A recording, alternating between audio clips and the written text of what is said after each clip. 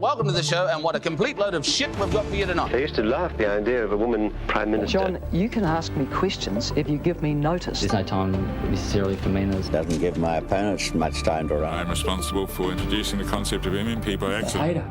You know, they hate the system.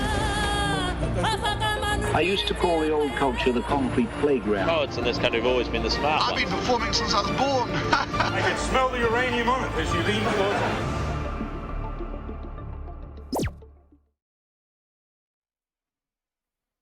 No, ki Aotearoa I tēnei pō, ko Magenta tōku ingoa. And called Problem Joplin Rogers tōku ingoa. I did that I love one how on you Saturday. sound surprised. Well, I did it time. 2 days ago. I wrote that one. Oh, so that wow. You were ready for I've been today, very weren't prepared. you? That's usually the last thing I have on the books ready to go. I'm like, shit, I think I'm forgetting something. And it's usually the name. But just whilst it's in the back of my head, I'm just going to quickly adjust you. Because I had it all set up so you didn't disappear every time we changed scene, but it seems to have gone back. It's saying a bit of a fuck you, fair enough. Yeah. Well, I had some other things I was debugging, so I probably changed that in the interim. That's the label. That's the cam. Okay, that's got to be the one. Refresh. Refreshing me, are you? There we go. Let's try it again. I feel so refreshed. We're gonna change the now we're gonna change a scene and see if you disappear and reappear. Testing live. Let's go. Yay! I think that worked. Yeah. Cool. Hey, I don't disappear anymore. Yep. Oh, and I got to do the transparency on your label. It's too transparent. But see, I got labels all sorted out now too. Oh. Yep. I got your pronouns. You. I got everything's going. Fuck, you're on. I know. I have been a busy boy. Very busy boy. I mean, to be fair, on Saturday I was playing Catan with friends. Actually, Biblio was there. And then I saw all the messages you were sending on Discord. I was like, I'm getting homework on a fucking Saturday. Yeah. I'm like, you better brush up on this. I just like looked at my phone, went, you know what? That's tomorrow's problem, and put it back down. You have the luxury of being last minute. You're like you're like the celebrity host. You know, you get to rock up and be like, you know, drunk and abusive. Yeah, to be fair, today, like, no one can say anything. Today I was cutting it a bit fucking close. My insomnia has gotten a bit too bad, so like I was waking up. Is it? At about like, what did I wake up? Maybe 2:32ish today. And then I was like, fuck, I got heaps of shit to do. I better hurry the fuck up, knock this coffee back, and get my shit sorted. You know how bad mine is? You know how much sleep I got on Saturday? Oh no. Did you sleep on Saturday? No, I didn't. I am deep in the manic phase right now. Oh no. Deep in the manic phase. Like I was tossing and turning for about 3 hours. It got to 7 a.m. The birds are chirping. I'm like, oh well, I'll just power through someday. I guess this is what it is. Nah, I totally get that. So, all right. So if we're tired today, guys, that's why. But apart from that, to be fair, I'm not too bad. We don't even need to be that entertaining. We've just got so much shit queued up. Honestly, right. The news will entertain us all today. Oh my goodness! And thank you. I am happy for the earlier start too. That should be a permanent thing going forward. 6:30, especially because I'm going to be I'm going to be all done with. Work an hour earlier now because the daylight savings changes in Ireland at the end of the week, and then New Zealand changes next week, so there'll be another hour earlier. Oh, we're changing next week. Yeah, so we got next week is Ireland. Oh no, I hate. Oh man, my sleep cycle is gonna get so much worse. And I can't remember whether we're losing or gaining an hour. So it's fall, which means it falls backwards. So we go backwards. And then we spring forward. That's how my grandma taught me to remember figure it out at all.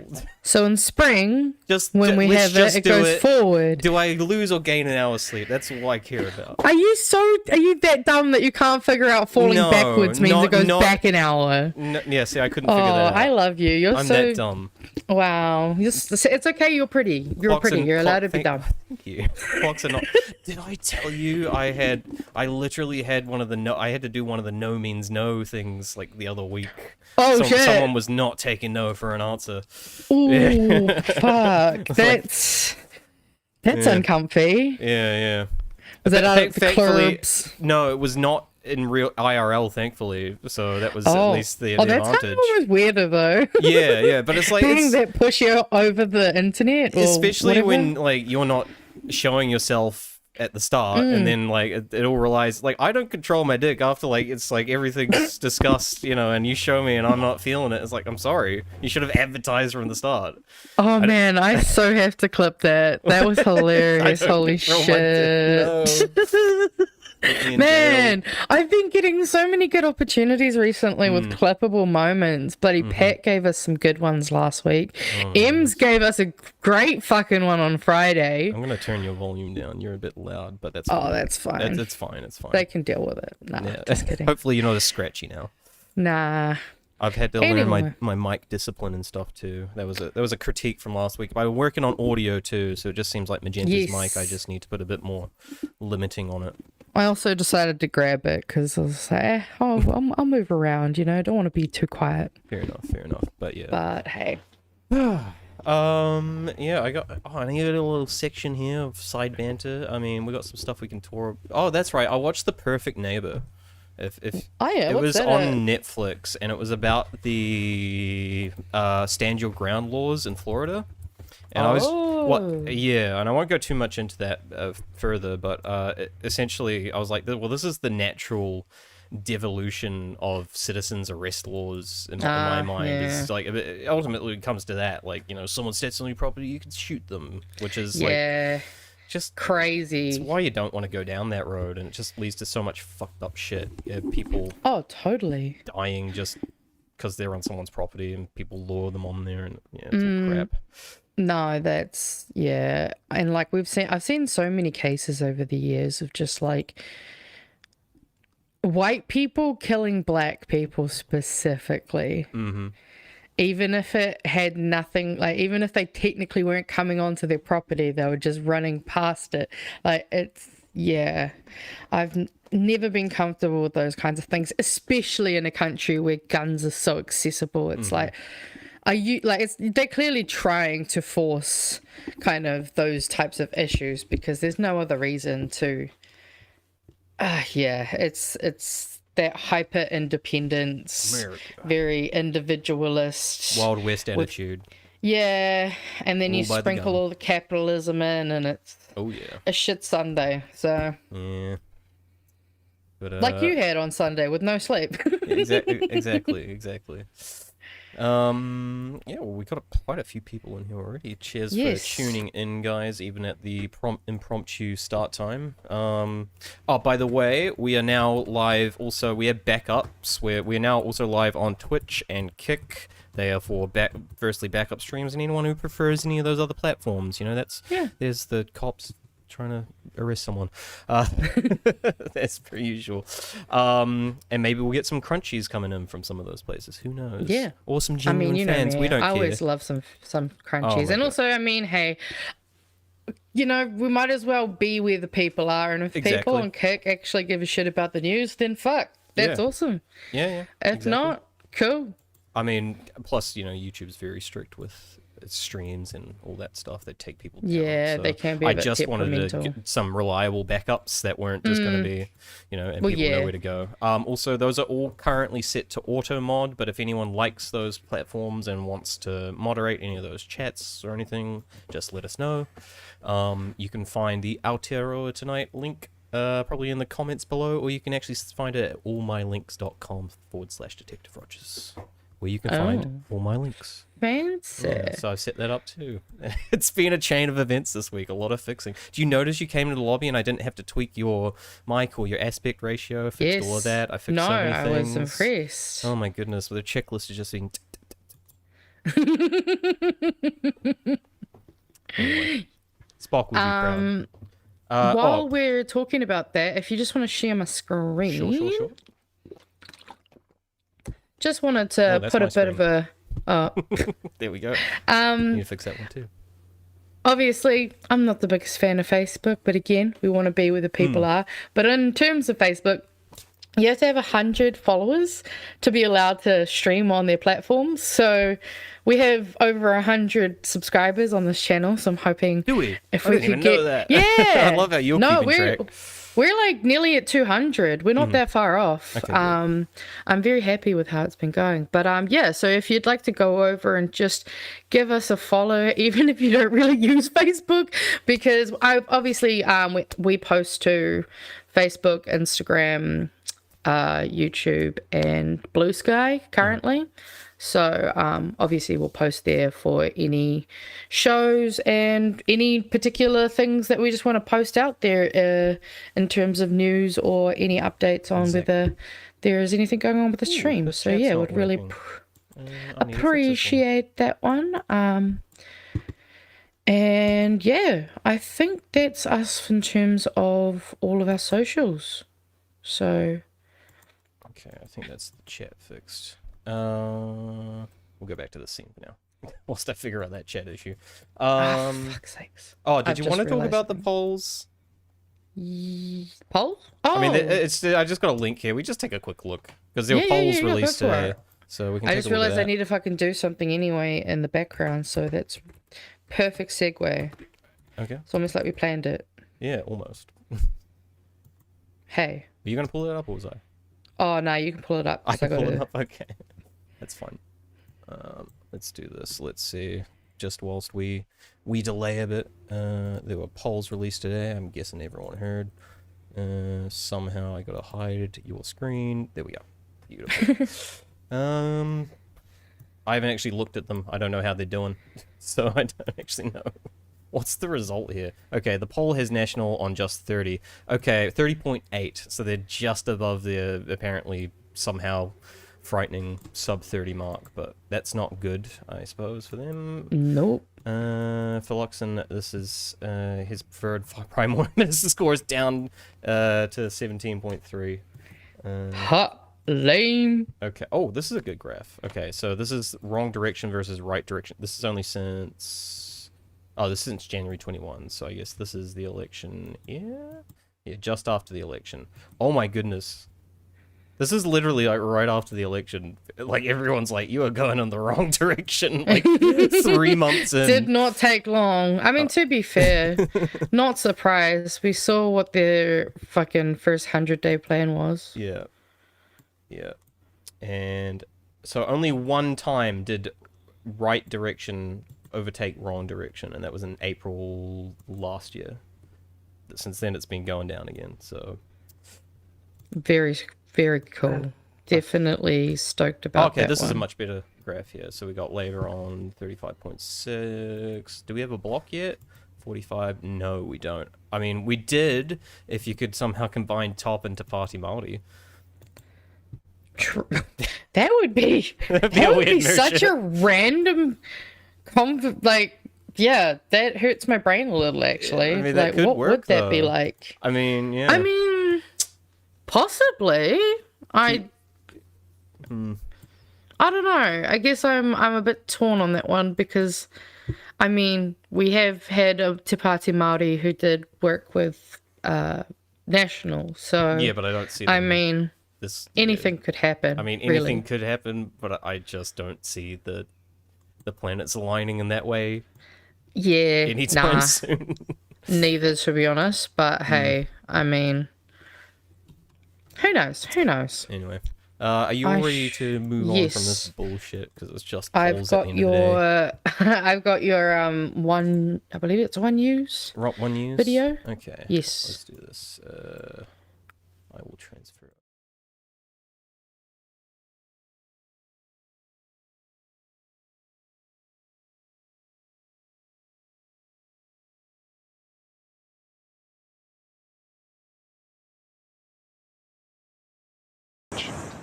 The Iran conflict is about to enter its fourth week, with no obvious end in sight. America's Secretary of War today saying there's no time frame as he prepares to request another $340 billion for the fight. Israel's leader suggesting some sort of ground offensive is still being considered. Iran, meanwhile, doubling down on its rejection of any ceasefire talks, saying the US must be held accountable. And despite 3 weeks of US-Israeli bombing, Iran is still striking back. An American stealth fighter forced into an emergency landing, potentially hit by Iranian air defences. And after 21 days, while Wait, Iran's these guys can fight regime back? shows no sign of collapsing, there are fractures appearing in the joint US-Israel operation.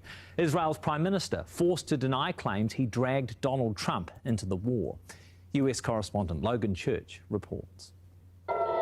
Despite Donald Trump's insistence of complete obliteration, Iranian missiles and drones continue to fall. Beat them. 3 weeks in, there's growing concern in the US that Israel is firmly in the driver's seat. Does anyone really think that someone can tell President Trump what to do? Come on. We're independent, we get along great, it's coordinated. Contradicting, whoa, it seems, whoa, go what back. America's Go top back. diplomat said at the outset. We knew that there was going Go to be back an to Trump's Israeli head. action. Yeah. We knew that that would precipitate. I didn't notice this. He's getting worse with his hairline. Look at that. I mean, it is getting very fine. So, like, you can't see, like, he used to have the full-on comb over hiding it, but you can just see that's just a bald patch. Yeah. You can just see his skin now. Yeah, the pink's really coming through on that kind of Jeepers. top of the head patch. But I mean, people. I mean, to be fair, have you seen the photos of his hands that were going around? Like, bro's falling apart. He just needs to own it, but he never will. That's the only way to go bald, is you gotta, or like wigs. Or just fully commit to the toupee wig life. Yeah, that's like, the other I option. mean, If you're all in go on wigs, all in. or do Like- Little Steven from E Street Band and just wear bandanas. That's cool too. Yeah. Bandanas, hats, the common bald hiding items. All right. Sorry.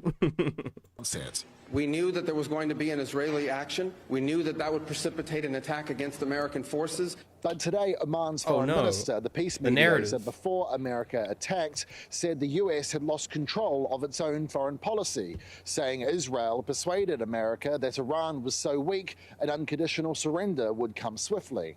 Trump's former counterterrorism chief speaking out after his shock resignation this week. There was no intelligence that said, hey, on whatever day it was, March 1st, the Iranians are going to launch this big sneak attack. They're going to do some kind of a 9/11 at Pearl Harbor, etc. They're going to attack one of our bases. Donald Trump denies this, although invoking a similar memory in front of Japan's prime minister. And we didn't tell anybody about it because we wanted surprise. Who knows better about surprise than Japan? Okay, why didn't you tell me about? All right, we have to actually. Can I slow-mo this? The discomfort. We're gonna watch her face in slow motion because it gets me every time. Actually, just a bit. We'll mute him because we don't need to listen to him. But look at it, fake smile, the hands, the eyes, they're saying so much.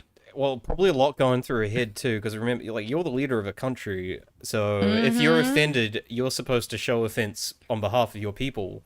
So she's also probably processing her brain. Okay, allegiance versus respect from my own electorate. Yeah, like, I mean, it was bad enough when bloody Zelensky, with the whole, how they were with Zelensky. But this, like, my God, are you serious? Are you fucking serious? And the first thought I had when I saw this clip, well, actually, the first thing that came out of my mouth was, that's like a rapist making a joke about raping the person that they've done that to. Oh my like, goodness. what the hell? I mean, it's just... Good on her, I guess, Also, for keeping the composition. And yeah.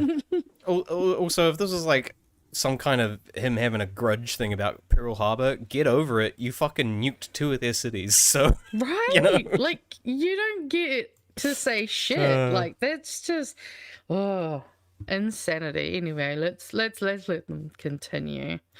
Perhaps not a surprise, though, the mounting cost of this war. The Pentagon set to ask for another $340 billion from Congress. It takes money to kill bad guys. Well, we're asking for a lot of reasons beyond even what we're talking about in Iran. This is a very volatile world. How this war ends, no one is making clear. Netanyahu now hinting at a ground offensive. You can't do revolutions from the air. That is true. You can't do it only from the air. You can do a lot of things from the air, and we're doing. But there has to be a ground component as well. I believe that's been confirmed at this stage. I think they do have troops on the ground joint... now. I believe that was confirmed today. I'm not 100% sure though. I do think. Sorry, I didn't hear that first part because you're a little bit quiet. Sorry, I was saying I do believe that I think they have troops on the ground now. Of course they fucking. Yeah, I'm pretty sure that was confirmed today, but I'm not 100% sure. Like I said, I'm tired. Yeah, I'm too fair. There's enough stuff to be fucking paying attention to. Yeah. I mean, we've got enough stuff going on here. Oh, yeah, that's right. He was a draft dodger as well. Oh, true, yeah. Fuck, that's right. Nice one, Scruffy. I forget about that. I forgot too. There's just so much with this guy. Yes, apparently the Marines are in. Ah, yes. There you go. Cool. Anyway, that's I think that story, but we do have some commentary from Trump on Kent's departure. The guy that was saying that they had no intelligence. Yes, I see this here. Oh, Jesus, sorry. I'll take that back. I like the color of this Reddit. Mr. President, your Director of National Counterterrorism, Joe Kent, he just resigned today. He said he can't support your conflict with Iran. What's your reaction to that? And did you? Well, I read his statement. I always thought he was a nice guy, but I always thought he was weak on security, very weak on security. I didn't know him well, but I thought he seemed like a pretty nice guy. So your guy in charge of national security was weak on security. Yeah, you're muted. Yeah, I was just saying, but then he's also a nice guy. Like, such a weird beginning to the ramble. Yep. That was it. That was it. Oh, is that it? Yeah, that was just him saying he was weak on security. Yeah. But it's like, why didn't you fire him then? He was shit. Well, actually, I wasn't sure if you want to, but I do have a quick little bit of because we haven't even hit 7 o'clock yet, so let's go. Nice, look at us. So that's a good thing about starting early, eh? I know. We can fit in more. Let me just now I can screen. Oh, why is that? There we go.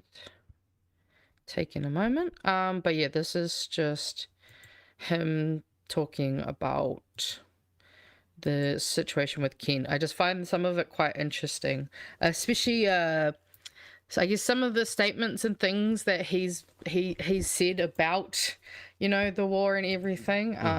Yeah, we'll just let Phil talk. With that said, we've got a lot to talk about right now, starting with this. The former director of the National Counterterrorism Center just went on Tucker Carlson and said that there was zero U.S. intelligence showing Iran posed an imminent threat. We're saying that we're being lied to. He said that Iran wasn't building a nuclear weapon. He said everyone in the intelligence community knew that striking Iran would endanger U.S. allies and shut down the Strait of Hormuz. And he said that key decision makers were shut out of the room before Trump gave the order. This is Joe Kent. He is a Trump appointee. He's MAGA, and the FBI is now investigating him. So let's get into what he said. Let's get into the baggage that comes with him and why it matters. Because before we dive into the interview, you need to know some things about Kent, because this isn't just kind of a simple whistleblower story. Kent is not a career bureaucrat who turned on Trump after years of institutional loyalty. He is literally a Trump appointee who is MAGA through and through, which arguably makes this even more notable that he's speaking out, but it does come with real baggage. During his failed 2021 congressional campaign, Kent had a call with white nationalist Nick Fuentes. He hired a Proud Boys member as a campaign consultant. He worked closely with the founder of a Christian nationalist group, and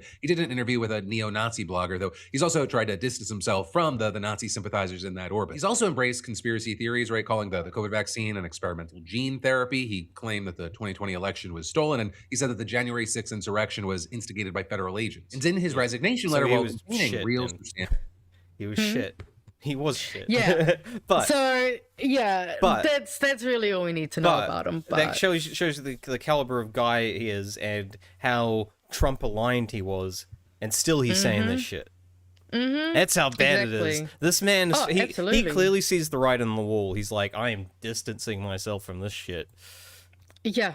And I mean, like, he's not just MAGA, he's MAGA. Yeah. So yeah, that really speaks volumes to how far, like, if even he's like, hey man, they're not taking any of our advice. We all said that, like, they weren't going to do anything to us unless we started it first.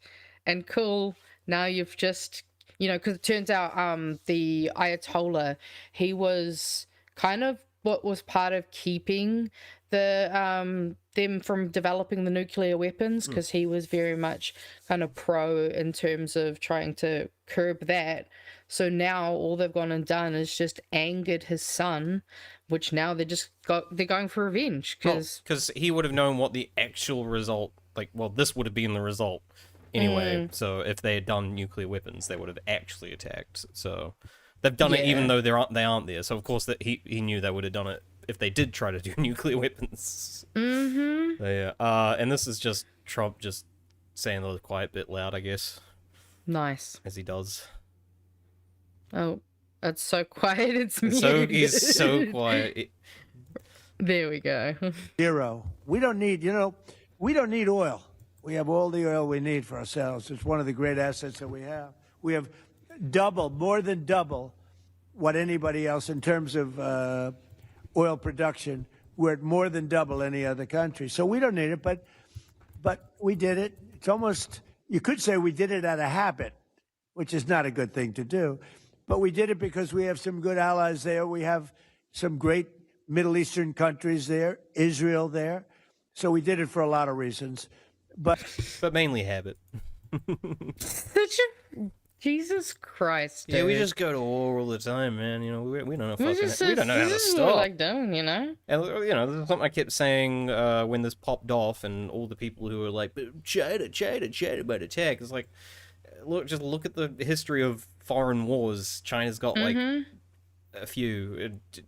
You know, if you go to the Wikipedia page for US wars, they like divide it by like the decade or whatever, or by like the century. I can't remember. Yeah, I mean that makes sense. Yeah, because it's just they so are much the country war. of war. They are the country of war. They are. They've always been that way though. They've always poured so much money into their military. While, like, I mean, fucking in Flint, Michigan, they were without like the whole city was without drinkable water for 10 years.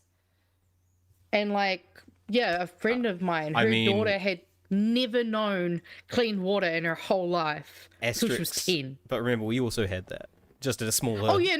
area. Yeah, because we fucking keep following after, you know, it's like they're our, you know, older cousin. Yeah, well, and we're like, oh, let us be like you. And it's like, no. And their one's different. It was to do with fracking, I believe, specifically. Oh my god, I haven't heard the word fracking in a while. Fuck, that takes me back. Fucking fracking. Fracking.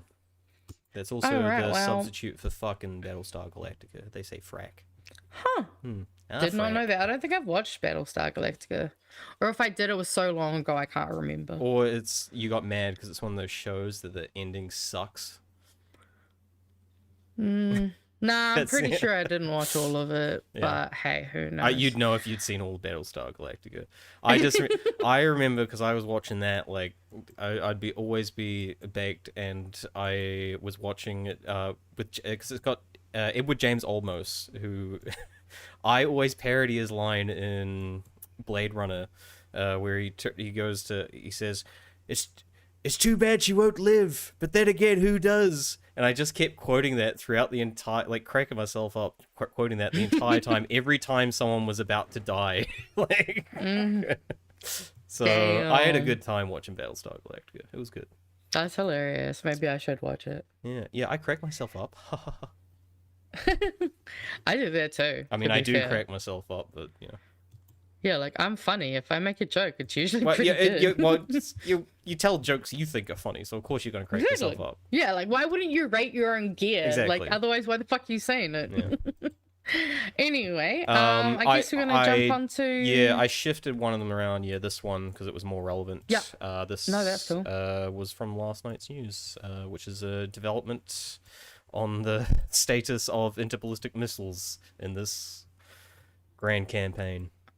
Oh, cool. I love that. That sounds great.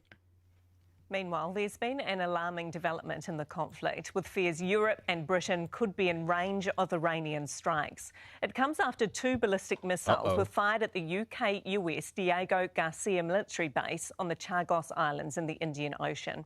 The facility is around 4,000 kilometres from Iran and far beyond the range Tehran's weapons were believed to have. What? A US warship reportedly shot down one missile and the other failed in flight. Israel is now warning Iran could potentially strike European capitals.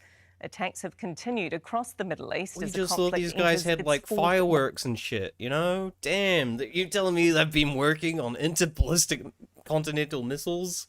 Intercontinental ballistic missiles.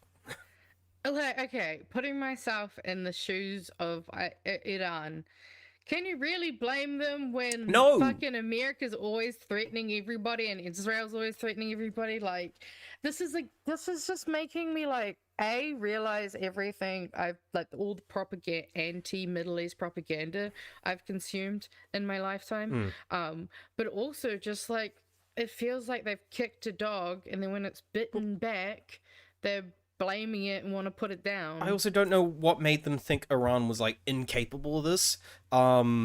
Fucking North Korea can do it under all the sanctions and shit they have. Like, why not Iran?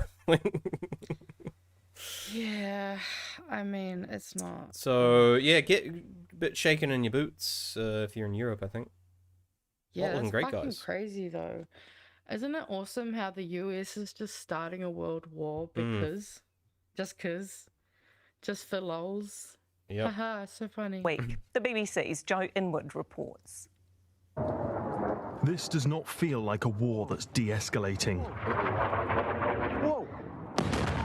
This afternoon, the Israeli town believed to host their nuclear arsenal was hit by an Iranian ballistic missile. Retaliation, Tehran said, for a strike on one of their nuclear facilities. It was not the only attack that expanded the scope of this war. Iran fired 2 ballistic missiles at the UK-US base on Diego Garcia, around 2,400 miles from the Iranian coast. Although neither hit their target, it is far further than their missiles were thought to be able to reach. There had been some speculation as to whether the missiles could have reached that far. The Israelis say the threat was real.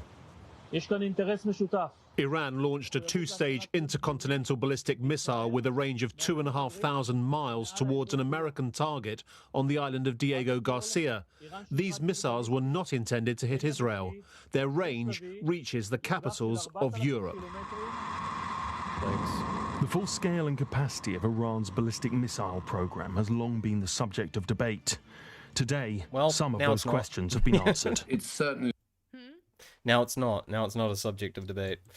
Right? Now it's just cool. This is what we've got to do. Yeah, we fucked around and found out. Complicates the job of missile defence across that area and focuses the thinking of European capitals. It also shows that Iran is able still to surprise the US and Israel. While the missile threat may cause the most alarm, it is the war's economic cost that is more significant. That comes primarily from the effective closure of the Strait of Hormuz. Today, the US said they destroyed a key Iranian base. We not only took out the facility, but also destroyed intelligence support sites and missile radar relays that were used to monitor ship movements. Iran's ability to threaten freedom of navigation in and around the Strait of Hormuz is degraded as a result. Why is Trump giving them an ultimatum? His military has been all but destroyed, and that he may soon call an end to this war. But today's developments suggest that Iran has no intention of letting Donald Trump declare a Look at quick these victory. people, they're desperate for liberation. Won't someone help them? Alright. Fucking hell. I had someone at my work going on about that the other day. Help the Iranian people, and I was like, really? I also got this one here, actually, we can just quickly look at that. This was some footage that I saw last week, just above a bunch of... This was an airport in Israel with a bunch of American Israeli citizens. Oh, let me just get that to be... Do we need sound for this one? Not really, no. Ah, sweet as.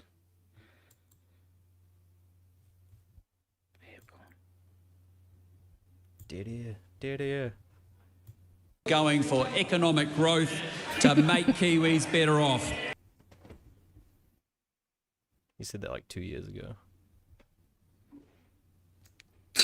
Are you showing anything? Oh, is it not showing No, on we your can't end? show any. We can't see anything. Oh, sorry. I thought it was showing on your end. My bad, guys. Well, that was all good. I was just watching it by myself. Yeah. It's because I was watching it by myself. My bad, guys. Sorry about that. There we go. Just a crowd of them just trying Damn. to get out of there. Get us the fuck out I of know, here. right? Let me leave. Hold up. It's literally the let me out, like the let me in meme, but the opposite way around. Yeah. Just let me out. Let me out. Anyway, we can move on from that. Yeah, so not I had a quick little video, but this one's not from specifically Iran, but this was just a quick little snippet of a British journalist who's literally in the middle of doing a fucking journalism and almost gets hit by a missile in Lebanon. I was going to say, does that shirt say "shoot me, please"? Well, it says press, so it might as well, I guess. I'll turn this on. Further rocket attacks were reported against Nahariya and admitted.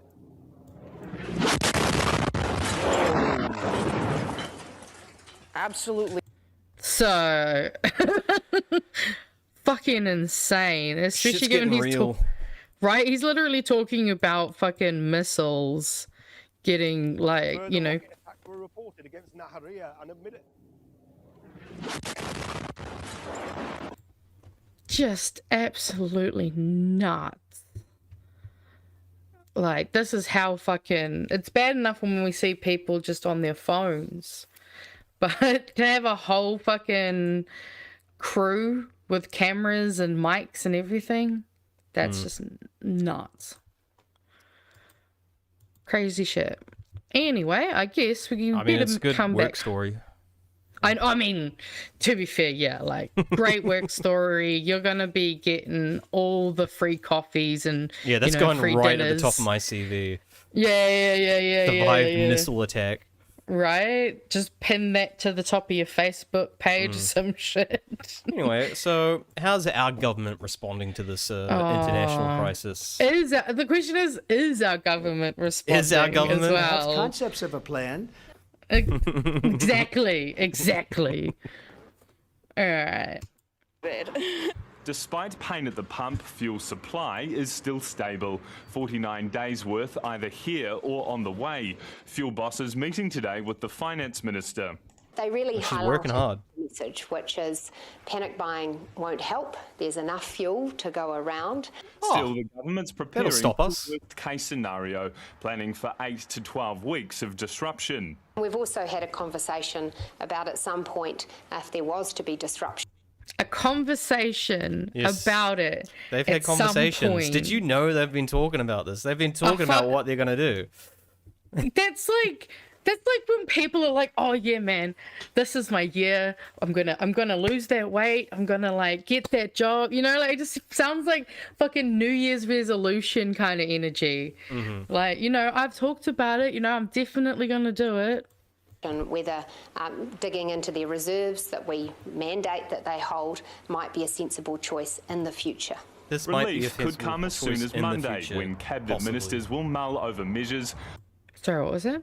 Oh, she was just saying this could possibly maybe happen eventually sometime in the future. Yeah, sometime at some point. Yeah, like it's on my radar. You know, we definitely we'll talk about it. You know, and this is I'll send you a follow-up email. This is from Friday. You'll notice they were saying, and things might come as soon as Monday. Announcements and spoilers. Nah. Again. Yeah, fucking watch today's announcement. If you can even call it that anymore, it's just. It's a delayment tactic. That's all it is. It's like, how do we delay announcing something? Let's have a fucking press conference about jack shit. Yeah. And basically not answer anything.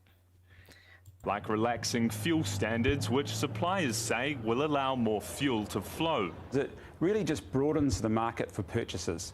You know, you think about ultra-low sulfur diesel here in New Zealand, it's 10 parts per million. In the US, it's 15 parts per million. What's the guy who owns Waitomo would want fucking cheaper fuel to sell? I mean, why are you asking him?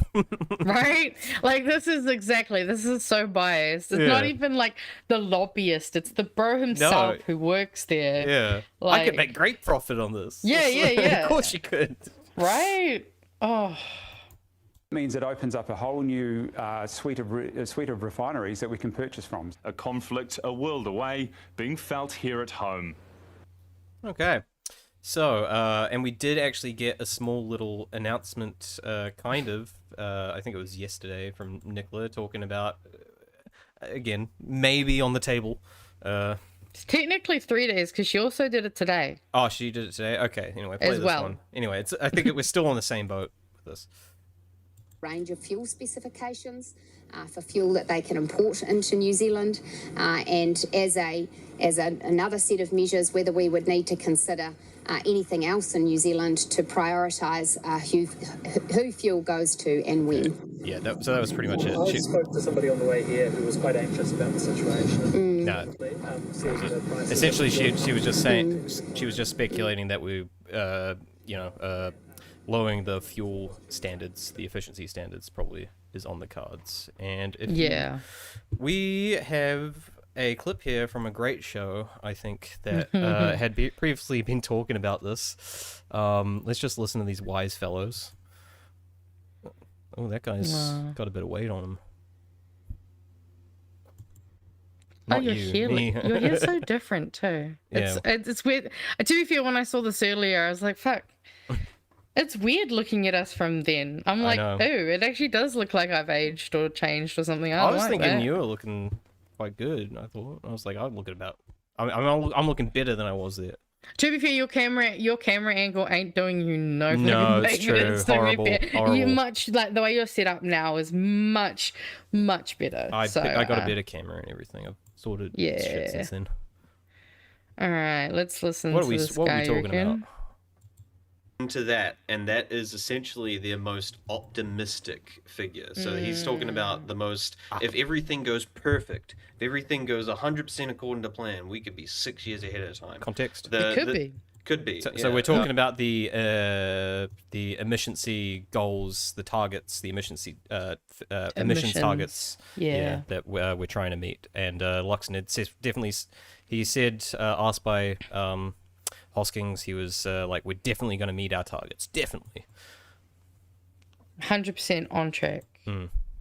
The more the average was looking like it was going to be, they're still predicting around 2050 as their average. It looks more like. And we got a little graph here, but that's enough of that. So essentially, I'm just saying, the whole assessment is based on the best case scenario, and that was at the time. That was like halfway through last year.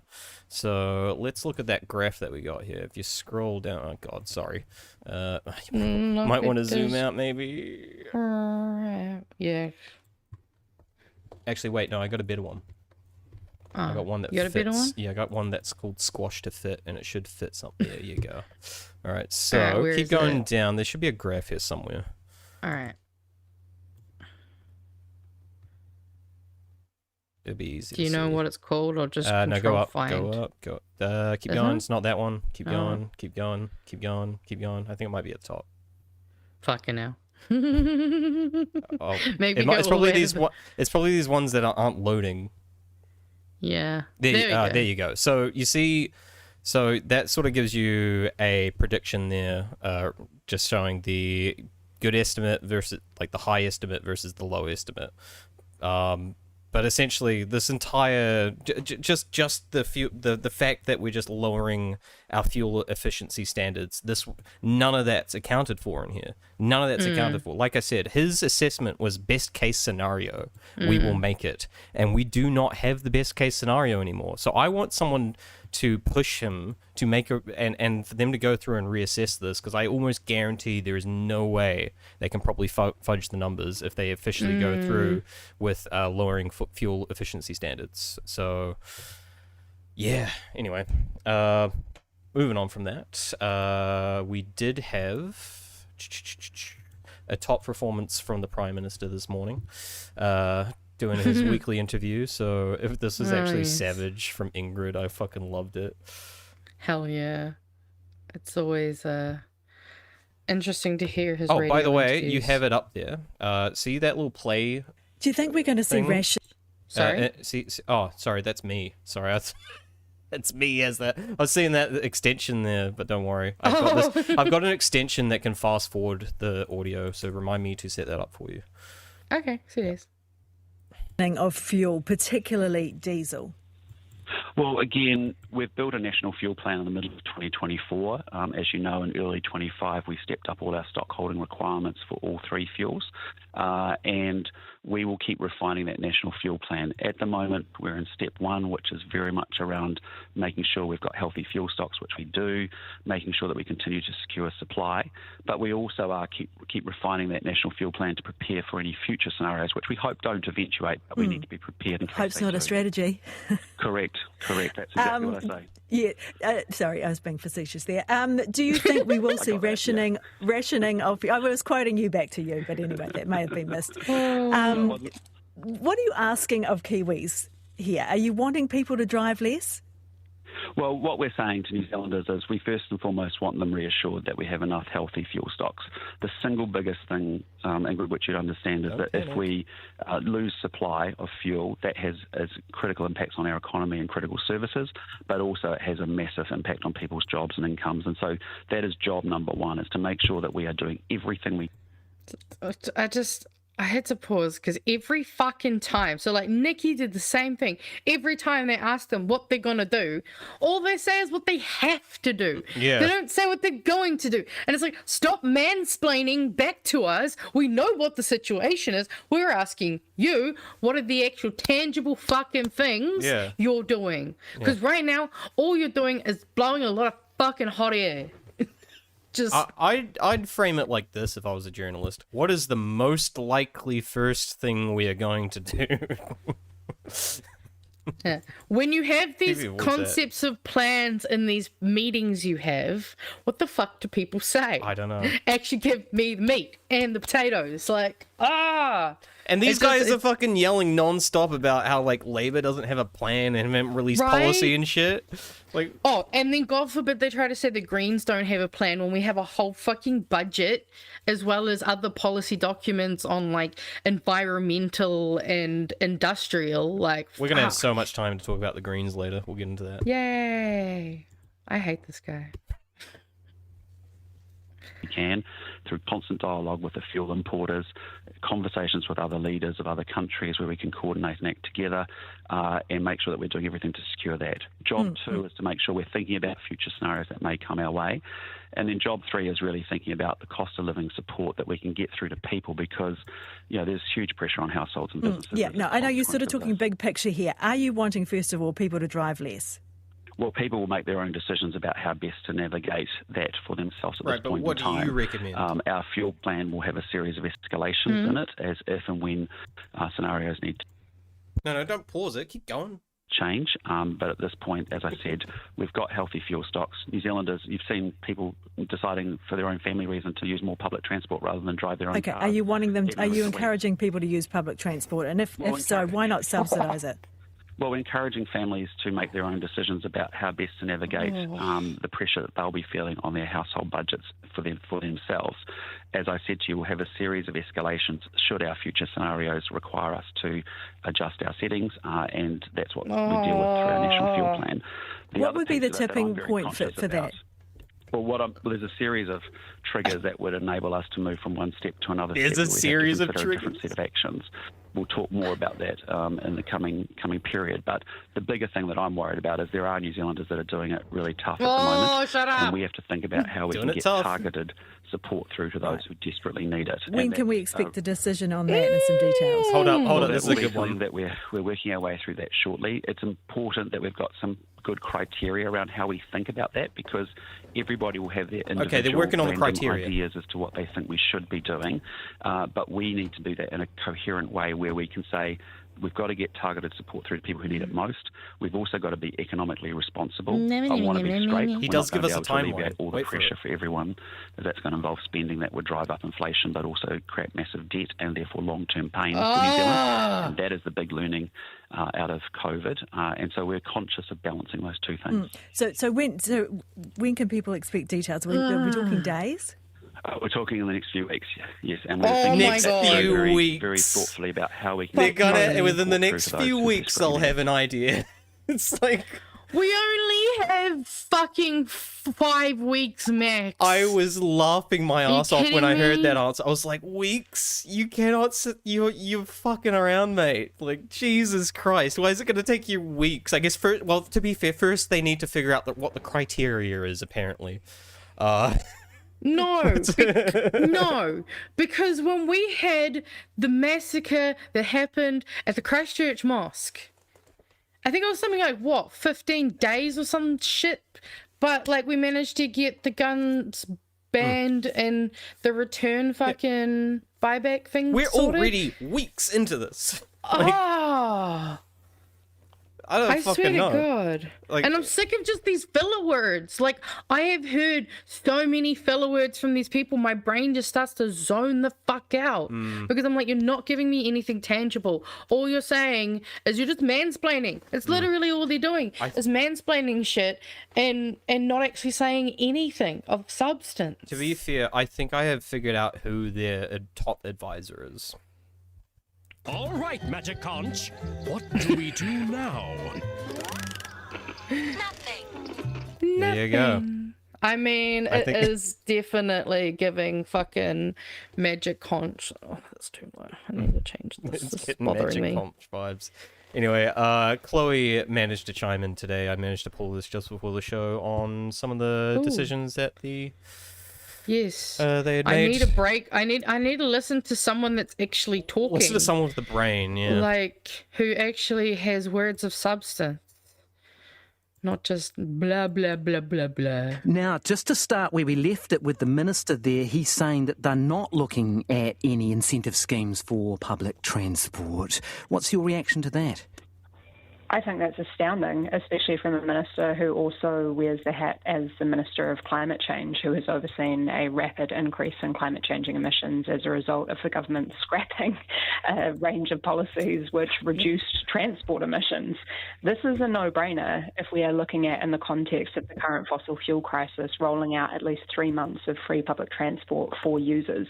It would help to halt the decline in public transport usage, which has become a trend off the back of this government, enabling a situation through fare box recovery where fares have gone up by as much as a third in Canterbury, by a quarter in the Manawatu-Wanganui region, and Auckland also has seen fare increases in the realm of 15 to 20% over the last 3 years. Yep. That was beautiful. On fire, yeah, pretty succinctly put. I mean, there's Yeah. more you could add, but to pile on, as I think we've said, the Auckland fuel tax would have helped. Electric hybrid ferries would have helped. Yeah. Not lowering the fuel efficiency standards would have helped. Yada yada yada. So many things, but Even just things as basic as like bringing back the $5 prescriptions. That puts a little bit, there's tiny little pieces everywhere. I mean, yep. And It's bullshit. as she said, and she did go on to say, but I didn't have it in the clip just to shorten it, that she costed it at about $143 million to subsidize the Fuck, is that it? transportation. Yeah, for the next few months. that's really good. Yeah. That would be such a, like, the return on investment would be mad. I mean, man. we just saw what fucking what's his face was asking Congress for. It was in the billions. I don't like that literally almost anyone these days can be smarter than our current government. Like, it just hurts my brain. Yeah. Like, I just... but we got another Chloe. Chloe clip this here? one's a bit longer. Yeah. She's talking about EV's decision as well. I believe the government decided they're going to subsidize people who want to build rather than building Okay, themselves. let's look at the EV charges announcement this morning. I guess you would welcome that. Would you? $50 million or so in terms of zero-interest loans to provide more charging station and charging points for New Zealanders to use their EVs? I'm going to be straight up with you. The government is full of it, and they're trying to pull the wool over New Zealanders' eyes. National promised to install 10,000 EV chargers by 2030 with a $257 million investment throughout the campaign. But in government, they have actually invested nothing new. They have only changed the terms of the pre-existing $68 million EV charger grant scheme to make it into this loan scheme, which was actually budgeted for under the former government. They re-announced this about a year ago and have only now, a year later, just finally locked in the first contracts. Not a single charger has been installed under this government policy in the last 2 years. And to get to the 10,000 chargers by January 2030, we would be looking at installing 174 charging points every single month. That is more than each month that was built in all of 2025, yes, noting that all that was built last year was obviously private. Yep, and the Minister said this morning that that was still their target of 10,000, so he's not backing off that target. Yeah, well, I mean, the government should be held accountable for that point, but simultaneous to them not, making the requisite investment to meet those goals, they simultaneously have massively undercut our capacity to transition to electric vehicles from petrol vehicles. You'll be aware, of course, that with the scrapping of the clean car discount, back in 2023, around 27% of new vehicle sales were electric. That is around 1 in 4. But now, as a result of this government taking its foot off the pedal of acceleration of that electric transition, only 1 in 9 are electric. Yes, and New Zealanders are feeling that at the pump. Yeah, the Minister, though, hits back saying that that policy cost around $300 million a year, I think he was saying, and that, the charge is that it was subsidising wealthier people pay for their Teslas and what have you. I mean, this government has managed to find $3 billion down the back of the account for landlord tax cuts. It's managed to find hundreds of $millions for tobacco tax cuts. It's managed to find billions of dollars for new military spending. And I just make the point money will that be Drive found Electric because it commissioned has an to be economic found. analysis at the end of 2023 when it was first looming that the government was going to cut these policies. And they found that if we continued to roll out these policies to incentivise EV uptake, then that actually would have a net benefit to Aotearoa of approximately $2.7 billion. Long-term thinking. Including the avoided carbon emissions. So not only is this a benefit for climate action, but it also is demonstrably a cost of living lever as well. I mean, yep. Bars, as always. No notes. Yeah. I mean, she's literally got all... And that's, again, why I get frustrated sometimes when, dumb right-wingers try to be all like, oh, the Greens are so stupid, they don't know anything. Actually,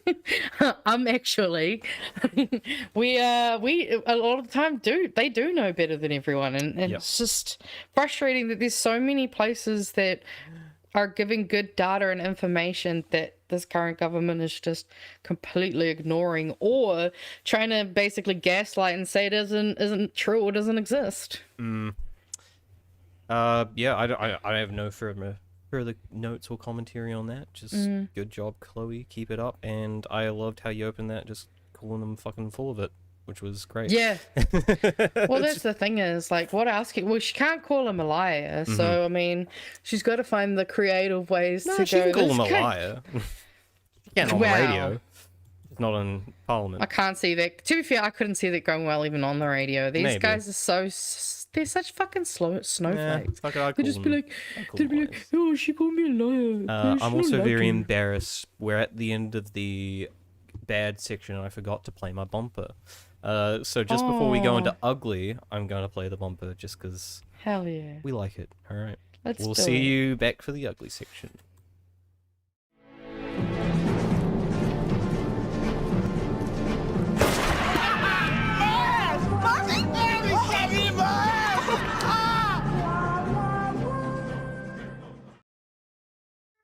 It's actually somewhat timely too, because I think Cameron Slater came out swinging at Mountain Tui this week. I saw. Oh really? Yeah, taking hits at him. Anyway. Interesting.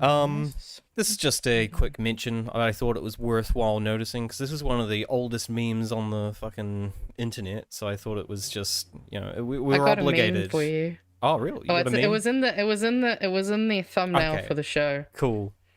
Because I thought this was kind of hilarious, especially as someone who was very much in the Chuck Norris memes back in the day. Yep. I've seen a few funny posts about it. Yeah. Like I don't mourn the guy too much. I No, just thought neither. it was just. I just find that one hilarious. I just thought it was worth noting. Yeah, no, it's wild. To be fair, I didn't even really think about. The man I had not who thought about Chuck allegedly Norris. he could never die. He was invincible. I know, right? And here he is, he's dead. Yeah, turns out it was just a meme. Yeah. And he was just a racist, so. Just a racist. Rip to the MAGA. Yeah, but, you know, he smiled a bit, I guess. MAGA with a smile. And that MAGA with a smile. Oh, to be nice. There you go. That was good. That was good. I rate that. All right, more in our ugly. This was an interesting little clip. I don't think I watched all of it, but I did watch some of it. Yeah, well, because I didn't watch any of this, but I just saw it as I was watching the news thing, because this was being pushed last night by, like, RNZ. It's like, Winston's about to do his State of the Nation. Everyone check out Winston's State of the Nation. I'm like, I don't give a fucking shit. State of the Nation, man. Exactly. I'm not watching I feel this. I'm like, they're kind of losing their meaning. Exactly. I feel like we have we have many of them every few months. Yeah, well, notice he sort of did his out of sync with everyone else's, I guess, so it stood out a bit more. Anyway, let's hear what Winston had to say. All right, what we got, Winnie P? To the rest of the day's news, power to the people. That was the slogan of Winston Peters' State of the Nation speech. More than 1,000 people gathered in Tauranga to hear the New Zealand First Leader today. The party has doubled its support in the past year, according to the latest One News Varian poll, with Peters promising more to come. Political editor Mikey Sherman was there. Winston Peters taking over Tauranga once more, from the highway to the local corner store, the area's former MP of more than 2 decades back in town. Interested in what he has to say? I don't like the populist attitude of New Zealand First. When he's a pretty tough character. He's tough. That part confused me a little bit, because she's like, you're like excited to see Winston Peters, and then the first thing you hear is, "I'm not really a fan." Not really. It's just such a weird kind of transition. She says she doesn't like New Zealand First, which tells me she's just fallen with the Winnie boat. True. I've been following him since the 70s. Fangirl. It's his groupies. Yeah, his old groupies. Yeesh. When he's a pretty tough character, I actually quite like him. Yeah, if we're going to go to war, he's the man. The conflict in Iran and rising fuel prices front of mind. I haven't filled up since. So yeah, but that's way too high. As hundreds upon hundreds poured into the meeting, the party announced this election the energy debate is front and centre. New Zealand First is announcing a campaign policy. We will be breaking up the power companies so they can no longer control both the power and Peters says the four. Is he though? Is he? I mean, big power companies. Do you trust him? Exactly. Well, I guess they do. Yeah. With all that clapping and yahooing. Control almost 90% of the country's electricity generation and then sell it back to themselves. We will replace the current system so that companies cannot hold back supply just to drive prices up higher. Just how the party will break up the monopoly, though, not yet clear. As we go forward, teasing out the more finicky aspects, that's for the public to enjoy. Do you expect those gentailers will challenge what you want to do, and what would that look like, do you think? Well, no doubt they're having meetings now as we speak. The main atrium and 2 overflow rooms all packed. Jesus! You're disappointed you didn't get a seat in the main room? Well, I am, because I would have liked to have seen him. To be fair, actually, I don't know why I'm surprised. They did say this is in Tauranga. I really got it. I kind of forgot that part of the context. Yeah, she wanted to be blessed by Winston. Look, she's even got a little bow on her. Oh, fangirls. Oh, groupies. I hate this. In the flesh, so to speak. Outside were plenty of protests, including on the plan to scrap catch size limits for commercial fishers. The minister fronting up. I have to measure my fish, but you don't want your big fishing mates to have to measure any of the fish that they catch. So you should measure it. Ex-National MP Alfred Ngaro announced he's now standing for New Zealand First, prompting this response. Who are you? Alfred Ngaro. They threw the lights off. Right? Just, I'm not gonna lie, that, who are you? That was what I was thinking in my head, but turning the lights off on the bro? Wow, that's savage. Ooh. And then there was the moment Peters misdescribed his party as Socialists. We are the only socialist, we're the only socially conservative party. His speech lasting more than an hour. While Winston Peters was announcing the party's energy policy today, there was no mistaking the timely coincidence of Nationals Nicola Willis at the Marsden Point oil refinery, as both parties attempt to curry favour with voters during a very difficult time.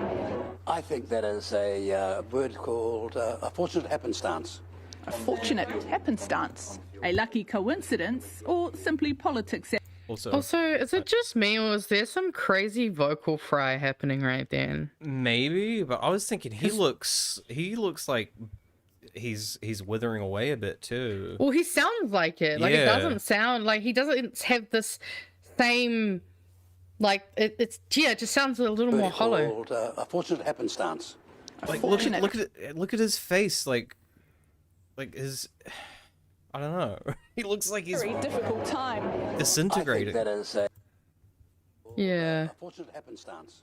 A fortunate happenstance. And just keep this one bit at the end and turn it up because it's quiet. Coincidence or simply politics at play in election year. Mikey Sherman, One News. Which way am I going?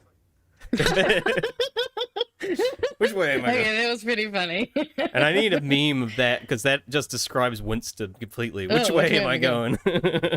Kind of, you know what that makes me think of? That makes me think of that Joe Biden meme of him just like walking off into the woods. Oh fuck! I still can't believe. Well, I can, but also can't believe there was 3 whole rooms full of people. Fuck. That's crazy. He should have hired a stadium. Could have packed it out. Reminds me when I was at university and they had the overflow rooms, but even my course only needed 2 rooms in total. Like Jesus. Anyway. We got a Luxon. Oh yeah, that's right. We have Luxon.wave. Yeah, we have a Luxon response to directly to this. So let's see. Yes, we do. Once it finally loads in, because it always takes fucking. He's gonna gaslight us, so trigger warning, people. No, it's not something that the National Party will be campaigning on. Our view is that splitting up the gentailers would drive a lot of uncertainty in the energy sector when we need a lot of certainty right now. And our big focus is obviously on more renewable energy, and there's a lot of investment underway, and we're certainly making it much easier to do so through things like our fast-track provisions. We've got a great example, for example, the Southland Wind Farm was rejected by the previous government. We think that will be approved, and as a result, power up 100,000 houses very quickly with renewables. That's an example of what we're seeing. Your example of something that hasn't happened. Well, I mean, also the same way he was like, you know, if everything goes perfectly, we will be 6 years ahead. That definitely happened. With this renewables boom and investment that's taking place. Our renewables boom. Of course. Yeah. All thanks to you guys. Right. Like, thanks for all of the stuff you've been doing. You said nothing for but us. great stuff in favor of good old. You haven't been knocking it this entire time, going, well, when the sun doesn't shine and the rain doesn't fall and the wind doesn't blow and I don't know what a battery is, but right. Which way am I going? Which way am I going? So moving on, we've got a little. That's going to be our new warning sign for when he's incoming. That's great. Honestly, though, that's great. I love that. Let's go.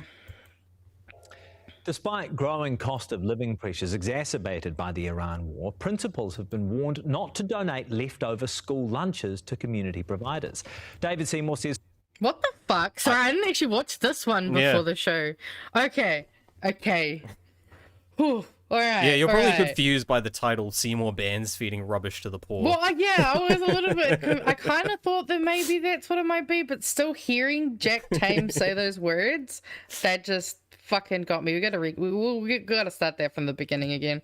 Despite growing cost of living pressures exacerbated by the Iran war, principals have been warned not to donate leftover school lunches to community providers. David Seymour says schools could be breaking the law, but one principal believes taxpayers would prefer the food doesn't go to waste. Political reporter Sophie Trigger has more. Nearly 250,000 school lunches delivered each day, not all of them eaten by students. This Aotearoa principal sometimes dropping spare meals to community services. How can we look at a lovely portion or a few portions of lasagna, chicken pasta bake, butter chicken, heading off to the rubbish bin when we know that there are some families in our community that would really appreciate it? This morning, the Ministry of Education sent an email to all schools saying we are aware that some schools are redistributing surplus lunches to their communities. We need to be very clear. Lunches must not be redistributed to the community, saying food safety risks are high and surplus increases program costs. The minister in charge also suggesting it's breaking the law. Well, people have been committing shoplifting and burglary for a long time. It doesn't mean the Ministry for Education should encourage it. David Seymour saying passing on the... Does he not think that if people are committing more crime, that maybe not giving them access to fucking food won't maybe lead them to crime? Also, it's rubbish. Like, they're giving away leftovers, not... Like, yeah. Stuff that literally can only be reheated one more time before it's not even safe to fucking eat. Yeah, it's going in the bin, mate. Like, have a heart. Like, I understand. I hate that neoliberal bullshit. To be fair, I guess he comes from it's like Remuera or whatever, Epsom, and they probably have like fucking locks on their bins so the homeless people don't go rummaging through it or some bullshit. Yeah. So it's probably something he's used to. Mm-hmm. He's the guy that sees someone with dog poop putting dog poop in their bin and going, "Don't do that." You carry it with you. To be fair, I wish we were having the opposite conversation. I wish we were having a conversation about how we literally force supermarkets to throw perfectly fine edible food into the trash, or the only other thing that they sometimes do is give it to like pig farmers and stuff so that, you know, their fucking farm animals can eat it. But again, this is food that is perfectly fine for us to be eating and should not be being thrown in the rubbish. Lifting and burglary.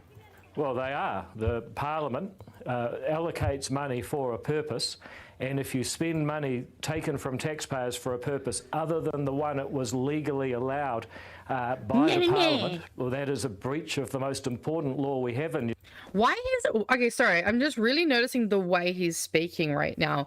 The inflections and the way he's kind of being... It's a very authoritarian way of speaking rather than you know, his normal soft little wussy voice.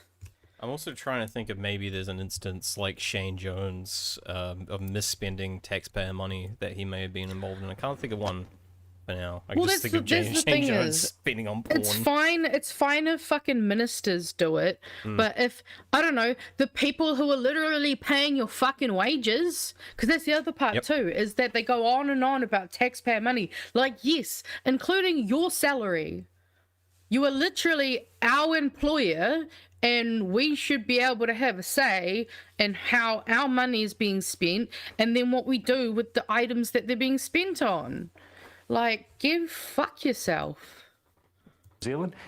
So we are shoplifting from ourselves, the taxpayers.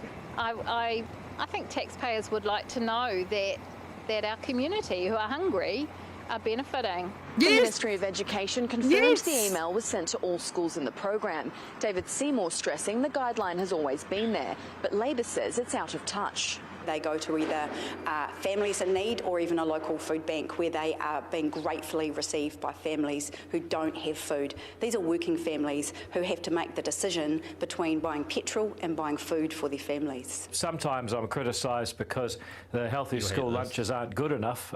Now people are think they're so good that they want them to be handed out more widely. You can't win.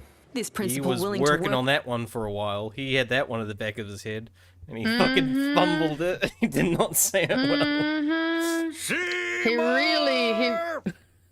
He really fucking stretched that one. with the ministry to keep good Kai from going to waste. Sophie Trigger, One News.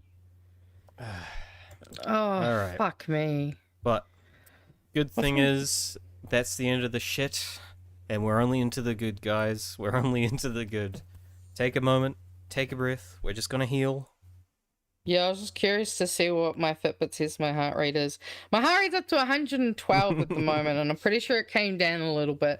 So, yeah. I was like, fuck, actually, I need to check this, because I don't know, something about that man, especially when he speaks in that specific tone of voice, that just makes me want to reach through the fucking computer and just, like, throttle him, because it's just so infuriating the way he talks down and talks at the people who fucking pay his It's wages. like, bro, you got like 8%. And barely anyone voted for him. Yeah. We don't even want you, but we still have to pay you. And your party has historically gotten in on the coattail rule, which basically means you got fucking one electorate, and you got in because of that one electorate. So fuck you. Exactly. You suck. Oh my god. Whew. My heart rate. Oh yeah, so we were struggling for the good, but we found some things, I think. So Yes, I did find some actual good news. So yeah, okay, that's yeah, fine. good. We'll start with the first we'll one. end on that one. Yeah, we'll end on the actual good one, but because the other two are just sort of brief mentions. But this one is, let me just change the thing. You don't have to adjust anything. Just 1 second. There we go.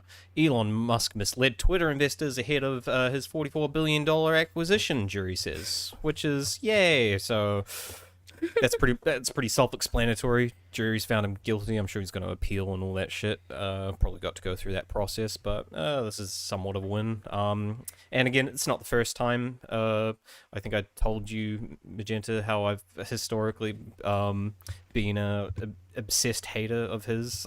Yes. Used to know everything off by heart to do with his skullduggery. I'm a bit out of date at this point, but I remember, for example, he had a company called Solar City, which it was this one where he went out and lied to a whole bunch of people. He built a fake block and he just had fake tiles that he pretended were solar tiles, and said this is the product I'm selling, which is all just bullshit.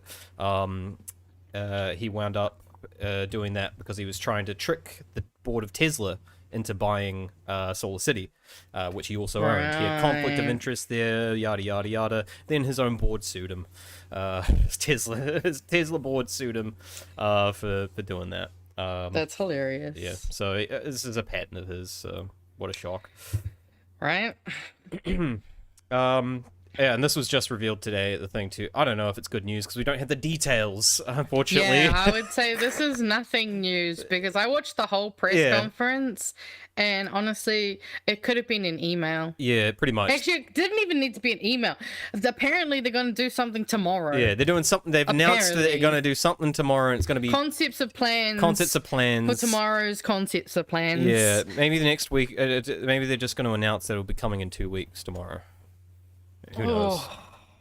Anyway. What, when we've got like 2 weeks of petrol left? Yep. Fuck me. Alright, I'm glad we've got real good news. Yeah, I know. Well, actually, this is technically double good news because it's actually, part of it is the website that I found it on and the actual news itself. So, I found this. It's called dailyencourager.co.nz. And it's just a positive news website. So I guess we'll be using this for the foreseeable future. And so I thought this was a cool story from back in the beginning of March. And so it says, unique van service changes rural lives. A unique van service is practically supporting hundreds of rural Otago residents who have disabilities or limited mobility. They may be unable to access help because they live in isolated communities or towns without specialist services. We want them to be able to access the same resources as city people. Each month, Dunedin-based Rochelle drives the Living Well mobile service to North, Central and South Otago, benefiting about 1,500 people a year in her specially fitted Toyota Hiace. And so I just thought that was really cool, especially like, you know, I can't imagine what it would be like having, you know, trying to be mobile in such rural regions. I've always lived either in Aotearoa, which was just a tiny little town, we had most of what we needed, and Wellington. So I am Tauranga, but yuck.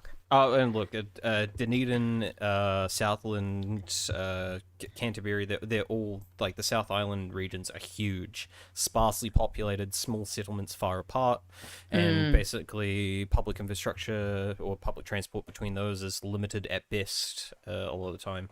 You know, you have some reliable ones between, like, Christchurch and Dunedin. There's a big motorway, highway there that you can go up and down, and there's a lot of sort of coach buses that'll go up there, but it's really limited in a lot of these places.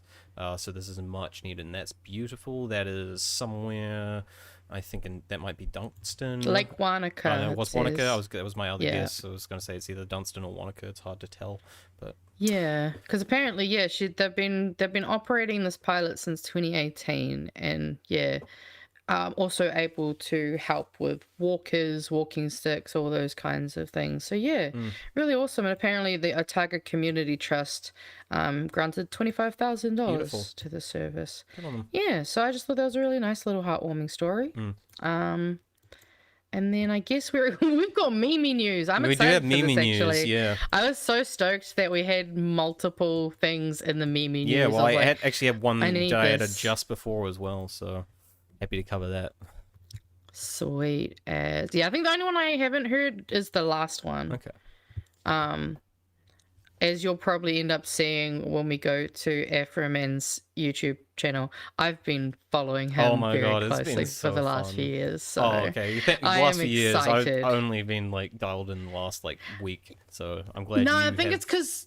Yeah, it's because one of the original videos that we'll talk about, it came up on my feed, thankfully. So I've been immersed in the memeverse. I summoned but you, I'm Laura. so excited.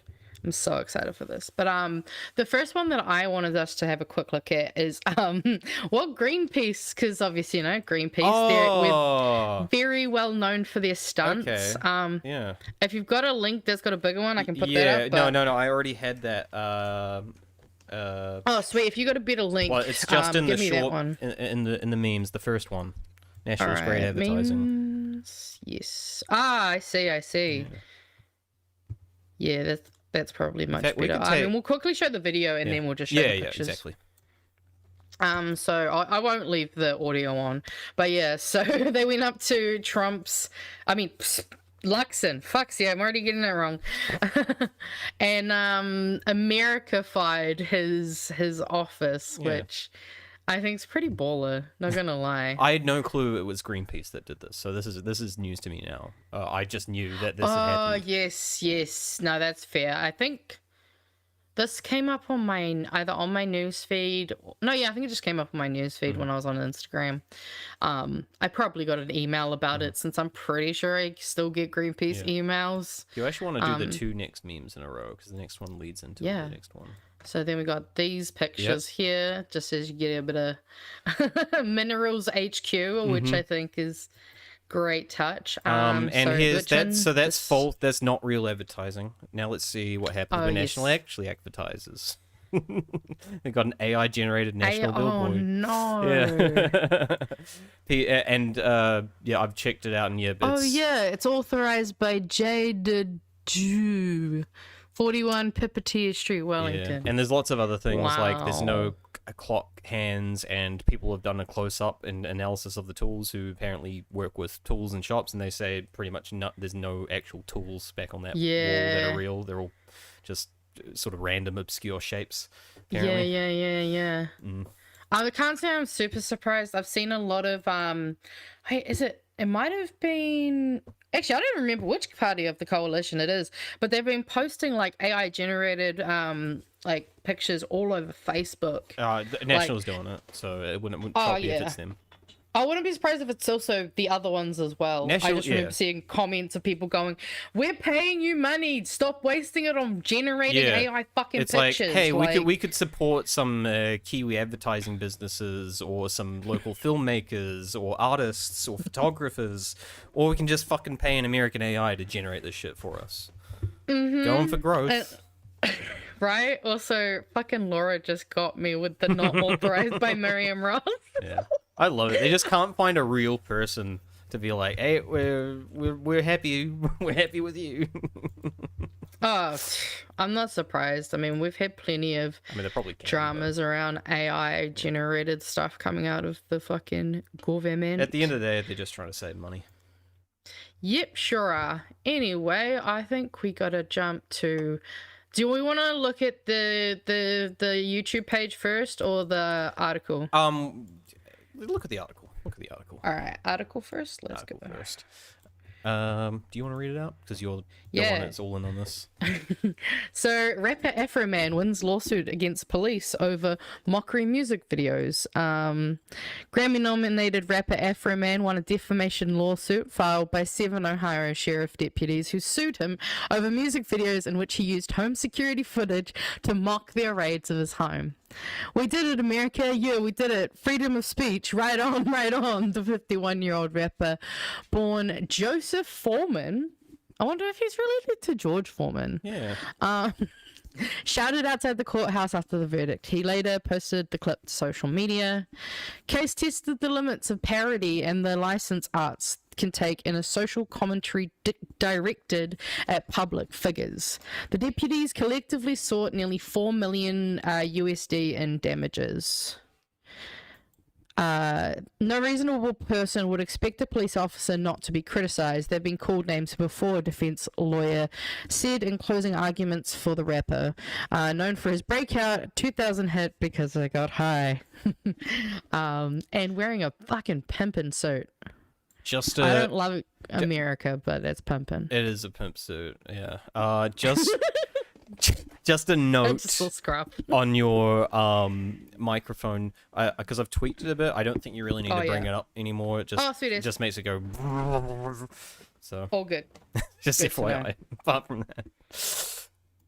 Also, I saw that Scruffador. Yeah. Cracked me out. And I did see a clip. I couldn't find it, but it was in the courtroom. But the lawyer's defense was the best thing. It was basically, look at my client. Look how he's dressed. Yeah. Really think... Is this someone who you think people are going to take seriously? That is the best defense I've ever heard. Although, actually, oh, fuck, I wish I had found it. I saw some of the court footage Them of... crying? Yeah, the guy who's... Wait, what was it? Oh, it's on his page. Randy Walters. Okay, so for those of you who don't know, I'll open this, but I'll mute it so that we... is a son of a bitch. You don't have to... I don't think you have to mute it. Okay, cool. By the way, I was going to make this our outro. We can listen to it as well later. It's a banger. Turn it up.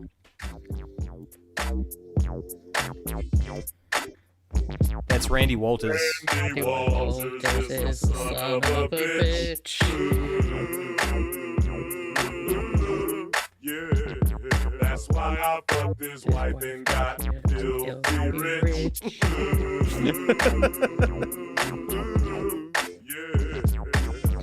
But my favorite part of some of the defense stuff that I saw was when the lawyer was like, and did Afro Man have sex with your wife? And his genuine answer is, I don't know. I didn't see that actually one. Might have got cucked. Actually. So, I don't know when if he I've said it in been the song, I kind of believed him when he said it in the song, because he seems like the kind of guy that would go out of his way to like do that. That's funny. Look at the levels of petty, which I personally think this is amazing because using footage of your own home being raided is just like So if anyone wants to know like the context, he's doing basically videos for each of the people who have like invaded his home, and he's fucking spilling the tea on all of them. Randy Walter, you saw at the start there was that car crashing. That was the police, him running in his police car, running a red and getting hit by someone else. And he's been going through all these people, being like, this guy's a pedophile, this person's a fucking assaulter, yada yada, just airing the laundry on everyone. And through song, which there's also just great. I can't remember which video it's in, but there's a police officer. Oh, actually, it might have been in the. It might be in. No, it's not in Randy Walters. It's one of his older ones. But basically, there's one of the cops who like stops and takes a second look at the cake that's on the bench in the kitchen. And bro is a little more heavy set than some of his other things. So there's a great part again in the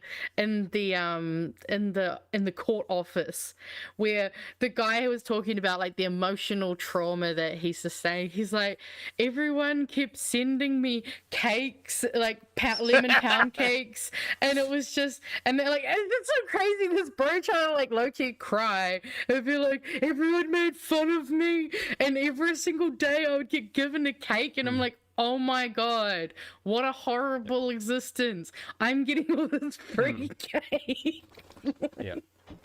Yeah. So funny. They had to try to argue their own emotional damages. Which, and anyone wondering, I am aware of some of his more controversial views, and we do not support him in that. This is just funny. We are in on the same. We're all on the same team here. You know, Yeah. fuck these fascists that raided his home. I like this. You know, we can dislike him and some of his views as well as going, this is just a baller move. That's like, why I do kind of wish we had hilarious. internet back in World War II, because man, the memes we would have gotten like dunking on Hitler would have been great. To be fair, the memes would have been unhinged. I know. Think about how much like worse like people Oh were in no, terms of... no! The Third Reich would have had their own shitpost service. No, let's go back. Don't do it. Don't do it. I take it back. You know, it was a cursed wish. I did the monkey's paw. No. It's bad enough that we've had fucking America cringe meme posting. Yep.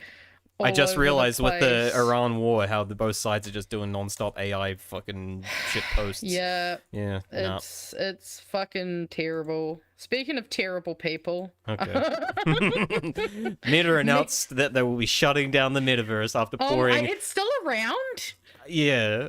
I didn't know it was still around. I guess they were still trying to get it to be a thing after, what is that, billion, trillion? I'm gonna 1,000 million, billion, trillion. 80 trillion, I believe that is. Oh no, because doesn't Hold that up. sense? It's a. Oh, that sense. Hold up. Google it. Oh my god, yeah, just Google it. That's 1,000. I'm really bad at figuring million. out. It's billion. the 80 thing, billion. so- 80 billion. Oh, cool. Yeah. Yeah, it's 80 billion. I was like, 80 trillion's a lot. Yeah, I was gonna say it didn't feel like quite enough zero. No, but then I was like, well, people spend so much on this shit, so I don't know. But there you go. Oh, to be actually, I wonder if I can... But that's the effectiveness of capitalism, everyone. It's so efficient. Private companies, they just know what they're doing. I wonder. Oh, I don't think. Imagine if might be able to Stalin find was it. in charge. Would have been worse. Would have been 80 trillion. Or whatever comes after trillion, quadrillion, I think. Okay. I found a meme for us to look at. Mostly because there was a few memes that came out when Metaverse first came out. Yeah, that were let's. just coming into my brain. We need to do an ode for the metaverse. Let's do that. This yeah. is not the one I was thinking of because I'm gonna try find that while this plays. Oh shit, wrong button. Do you have a favorite feature to use in here? Yeah. Something that you think is very cool? Check this out. Wow. So that's pretty neat. This is so freaking cool. That was neat. Yeah, that was neat, guys. No, I think it's gonna be too hard to find the one I was Oh, thinking well. of, but it's fine. Rip. Yeah, to the, rip to the what is metaverse. this?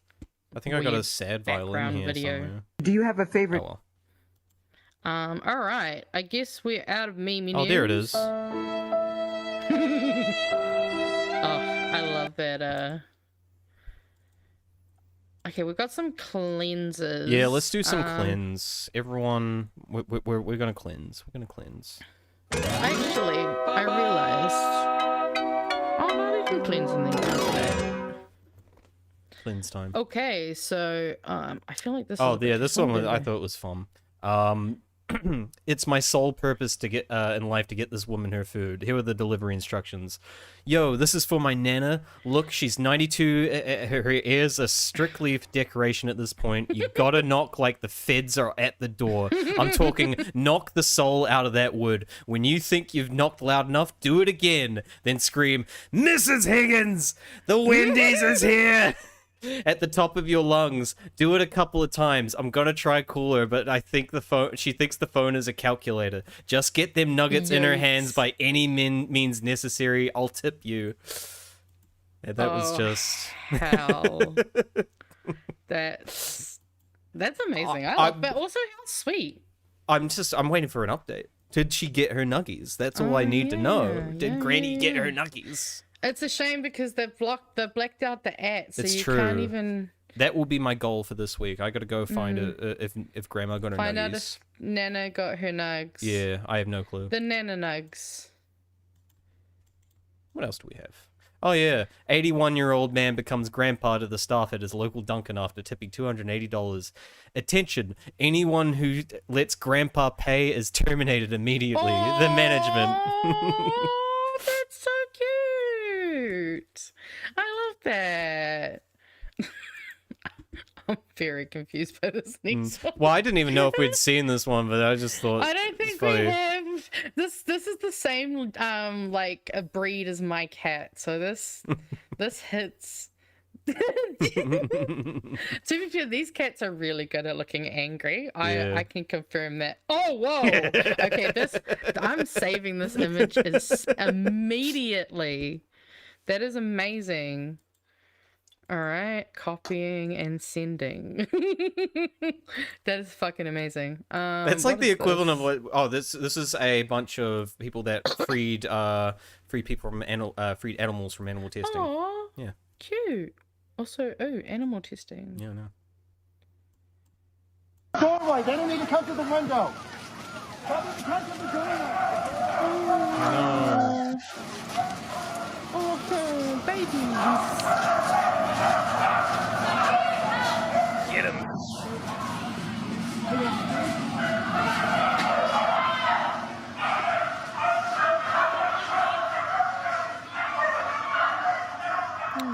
I want to do this. I want to be arrested for freeing animals. That'd be so cool. If I was arrested for freeing animals. But also so many. I'm just like so many dogs, right? Many dogs. I know. I wonder where this is. That would actually do it on like fucking beagles and shit. Right. That's the other thing I was thinking. I was like, not the beagles. Yeah. I fucking love beagles. Someone say in the comments actually where this is. Someone might know actually. I don't know. Yeah. If anyone knows, let us know because that was my other question. Anyway, I think that's our cleanse right there until we go into the next section. Technically, a couple of cleansers that were in there. I'm going to just play because they're technically news. Okay. But, that's fine. No, we'll do those. We saw this one on Friday, but I wasn't sure if you saw this, so I wanted to make sure you saw this. Since we've obviously haven't done around the world in a while, but we still keep in touch. Turns out that they've got their new prime minister, who is a rapper, and former rapper just became Nepal's prime minister after the Gen Z revolution. Here's how. About 6 months after young people in Nepal toppled their government in what was called the Gen Z revolution, many of those same protesters voted for a new leader, Balendra Shah, also known as Balin. During Nepal's protests, Balin's music resonated with young people. He called out the same corruption, inequality, and unemployment that had driven them to the streets.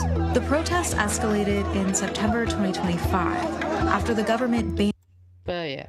And then this is actually just, I didn't know this, but this is just a crazy, I guess, fact about New Zealand. And also I haven't seen her on anything in a while, so I'm really stoked.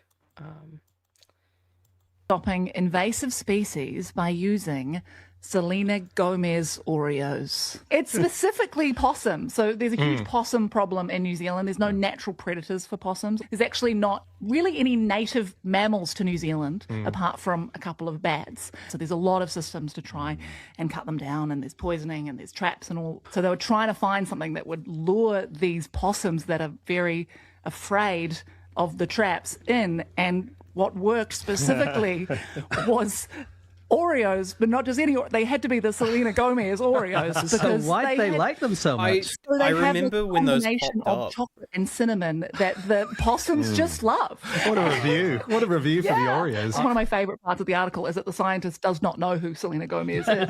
He said, I don't know who she is, I just know she makes a good Oreo. The New Zealand...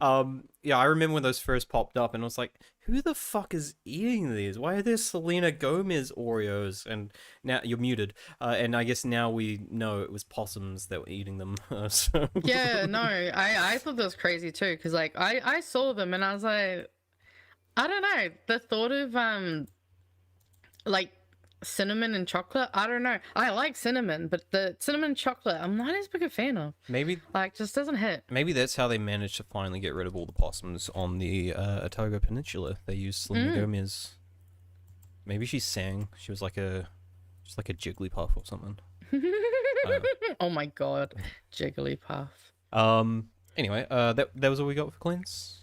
Yep. I can line some up for later. That's cool. That takes us into hot takes, guys. That's the hottest sauce out there. I have a high tolerance for heat. It's interesting. I'm in extreme pain. I'm just gonna start giving my hottest takes.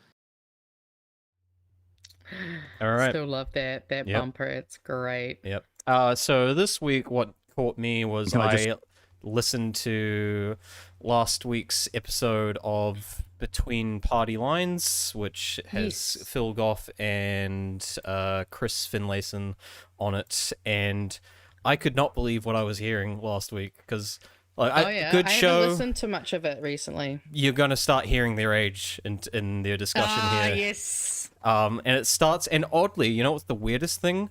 I agree more with Chris on pretty much all of the stuff that's said in this, more than I do Phil Goff. It doesn't actually surprise me too much. It shocked me, actually. Chris Finlayson's... He's shockingly progressive in a lot of ways, honestly. Oh, yeah. But it's he's usually the grumpy sort of cynical guy. So he's like, actually, let me correct you on this one, Phil. And I'm like, fucking Chris, you're so reasonable half time. But it was flipped this time. So it's going to start with them sucking off cigarette, sucking on the cigarette. Yay! Yeah. Say a word of acknowledgement of Shane Retty. Shane and I were co-chairs of the Parliamentarians for Nuclear Disarmament in Parliament when I was still there. We went to New York together to speak at the United Nations. Really good guy. Probably a bit like Chris, not a retail politician. He was focused on policy and, he probably found the environment a difficult one, as a lot of people that are policy focused are not so much worried about the to and fro of retail politics. But, just an acknowledgement to him, he was a good guy. Can I begin by acknowledging Shane Retty? Shane is... Yeah, so, and a lot of these are going to have edited because they're all over the place during these podcasts. So I've taken, the relevant things and... valid. So it wasn't as direct in the episode. It cut out a lot of the waffle. But yeah, so he says Shane Retty is a good guy. Chris is going to give a slightly different opinion that I agree with more. Not that he's a good person, that he's a nice person, which I would agree with. I think they're distinctly different. Probably one of the nicest, most polite people I've ever met in politics. I don't think he's ever been asked to apologise or withdraw something by the Speaker. He took over as deputy leader in the most horrific of circumstances and acquitted himself very well. Yeah, and I completely agree with Chris on that. I don't agree with Phil, because he's not a good person. He's sat by whilst health has been degraded in this country. Our standards have been lowered. They allowed cigarette companies. Like he didn't do anything against that. He didn't speak out. He's just sat there and being a fucking pawn. And to call him a good person after that, I think is a dubious claim. Honestly, if he's a good person, he should be speaking out against this thing. I think he should have resigned before this. Look, I mean, we'll see. Maybe he'll officially change his tune once he leaves, so he might still be a good person in that capacity. In which case, he's probably just a coward. So we'll see what he starts saying after he's retired. He might start actually criticizing these guys, but so far as I can see, he's not a good person, in my opinion.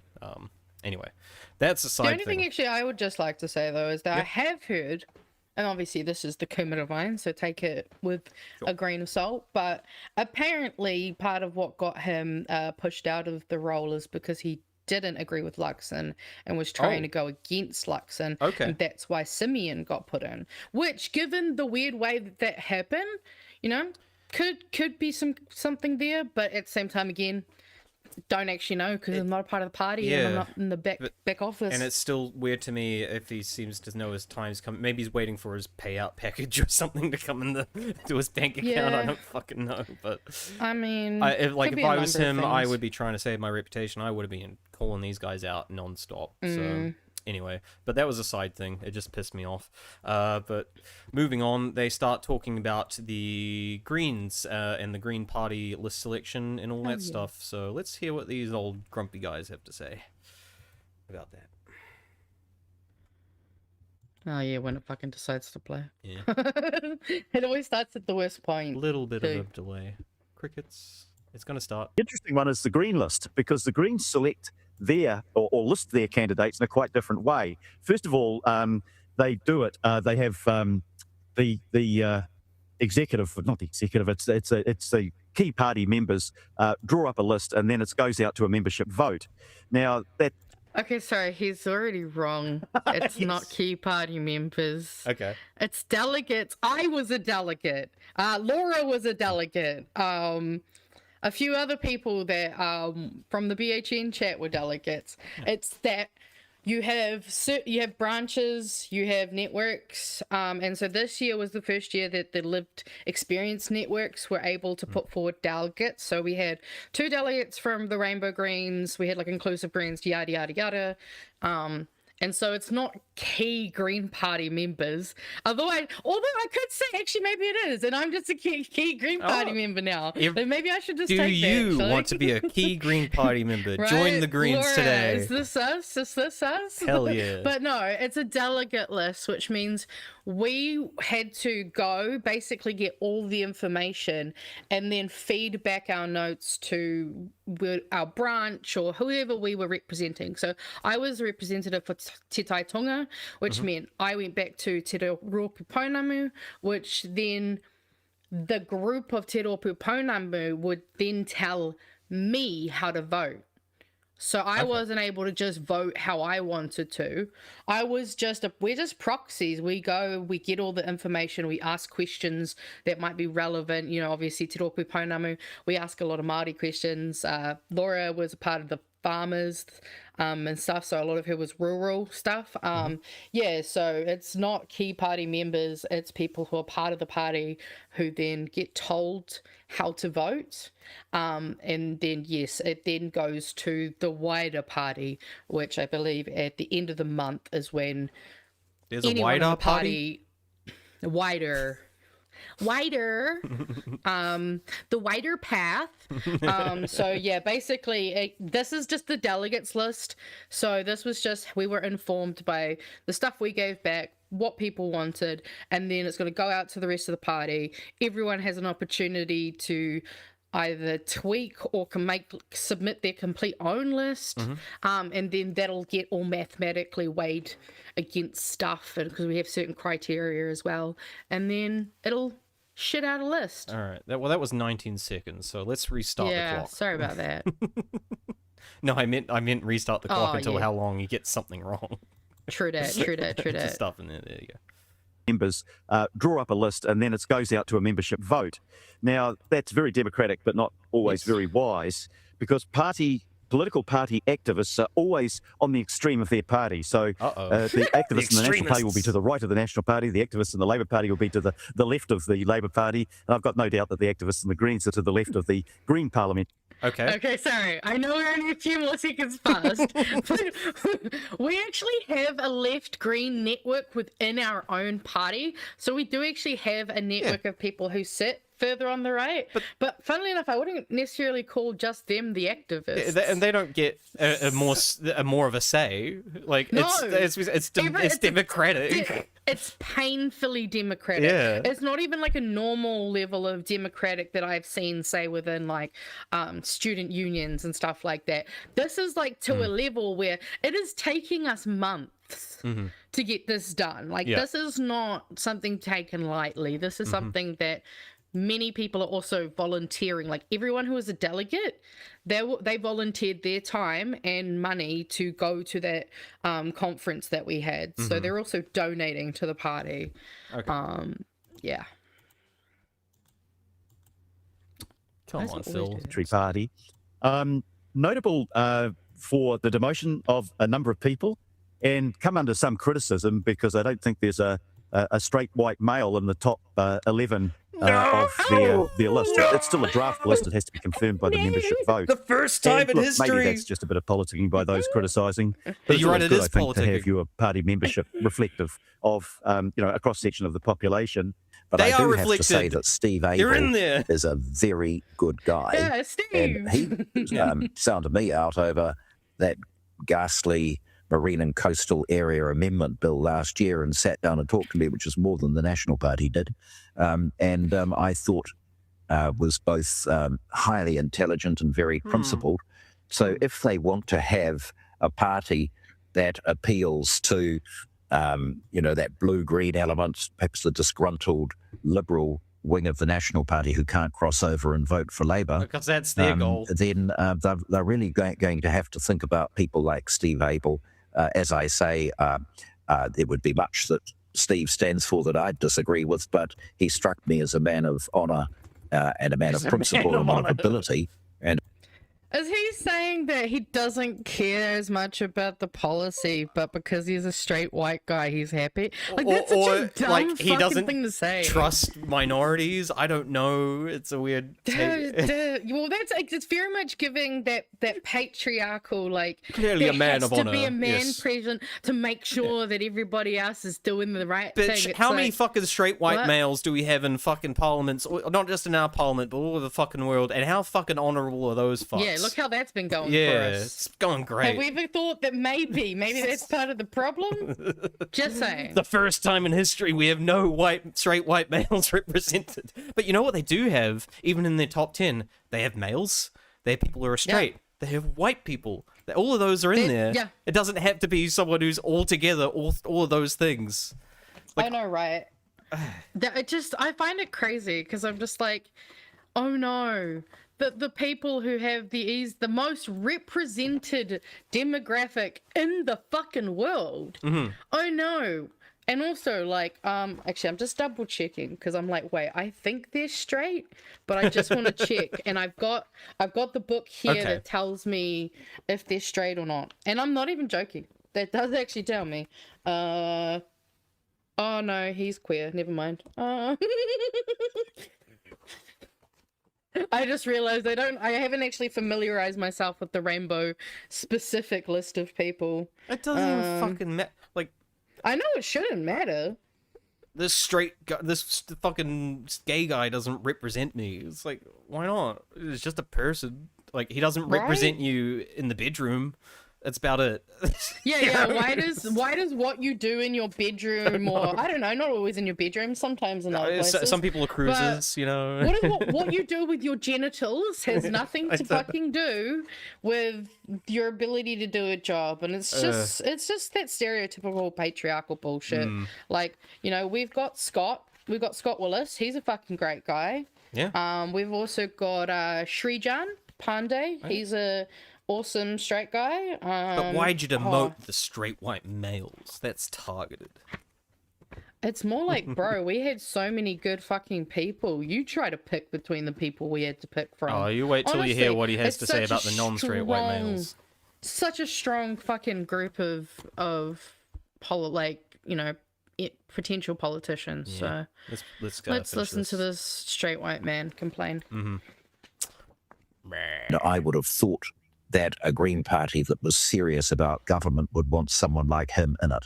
And Steve, just for context for those listening, Steve Abel is currently on his list position on the first cut on the draft. Wouldn't come into Parliament under the current polling. He's at 14, I think, and the current polls show that they'll get maybe 13. But last time there was a draft, he and then it went to the party. He actually moved forward about 4 or 5 places and managed to get in that way. So it's just the system Democracy. that the Greens use.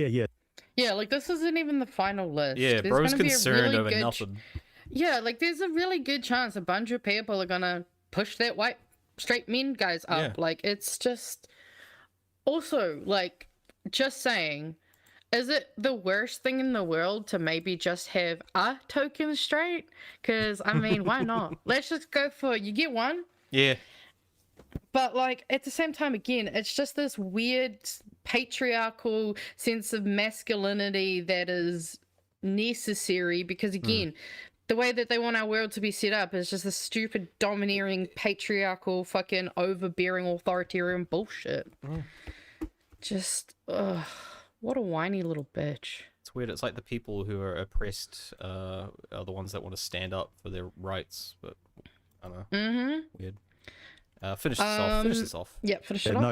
No, the people, it's quite interesting to see who's been demoted because it's Steve Abel, it's Scott Williams, and Mike Davidson, and actually even Ricardo Menendez, Samarch and the Lam Pham have gone down a little bit, but the first 3 I thought were all quite capable people. We're not saying they're not. But they've been dropped off, and this is the draft decision of the Green Party delegates.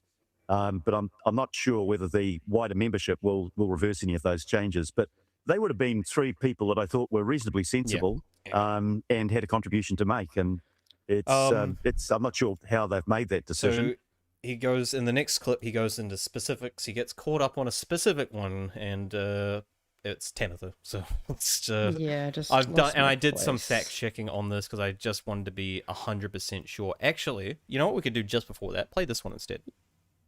Play which one? Yeah, this one right at the bottom. Because actually they get asked at the end just to explain the Labour and National selection process. Oh, this one. Their superior selection process. So let's just quickly hear how their selection process works.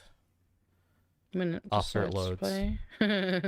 Yeah, I'll load up the Tamitha one while it does that. How did the National and Labour Party put together their list? So is there any way, and I'm going to ask for a 30-second version, I want a 30-second version, boys, of each of the 2 parties, how they put together the final list. Chris, can we start with you? Yeah, it's done on a regional basis, and then there is a list ranking committee, and everyone is supposed to chip in. I served on it once. I can't even, 20 years on, disclose confidences.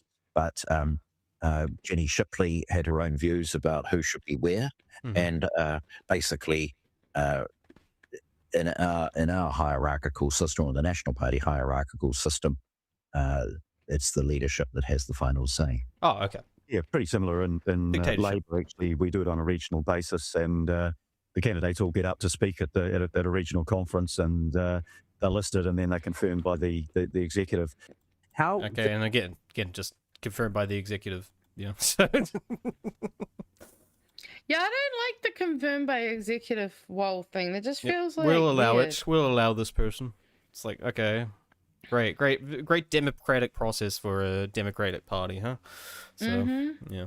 All right, what's Govt got to say about? Let's hear what he has to say about Tamitha. Because that's my girl right there. So best becoming. You don't like her, I don't think. I mean, not surprised. Yeah. One of the big winners in it is Tamitha Paul, that Chris will be more familiar with than I am. Obviously a bright young woman. She's got quite a few things going for her, but made some probably pretty unwise comments about, whether you could do without a police force and, the shoplifters were only doing it because they were poor. Well, that's a sweeping generalization. Some may, some are just totally opportunistic. But, I'm not sure, particularly given the fact that she's an electorate MP, that some of the views that she's expressed in that way, unqualified and sweeping, will appeal to a broad group of the electorate voters. In fact, I think Julie Magenta and Timothy Paul are at risk in their Wellington seats. I know Julie Magenta really well. I like her. She's I've had a lot to do with her over time. But I think, Labor must have a pretty good chance of winning back those electorate seats, which means that both of them would obviously still be in the Green Party caucus because they're high on the list. But the electorate seats I think will come back to Labor. Not so probably in Auckland Central with Chloe, who has quite a strong following locally there. She would be very hard to beat. I think Wellington North's going to be a very interesting seat. It's a reflection on the decay of the National Party in Wellington that on those boundaries, with this Kandala, Kelburn, Karori, Wadestown, Oriental Bay, it should be a three-way marginal.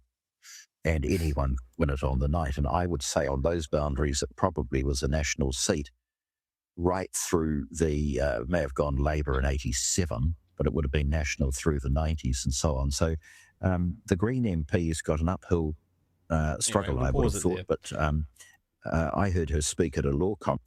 Yeah. Oh, wait, no. He does go on. Sorry, he does go on to say something nice. Recently, and thought she was highly intelligent and extremely personable, and some of the comments she made were very wise.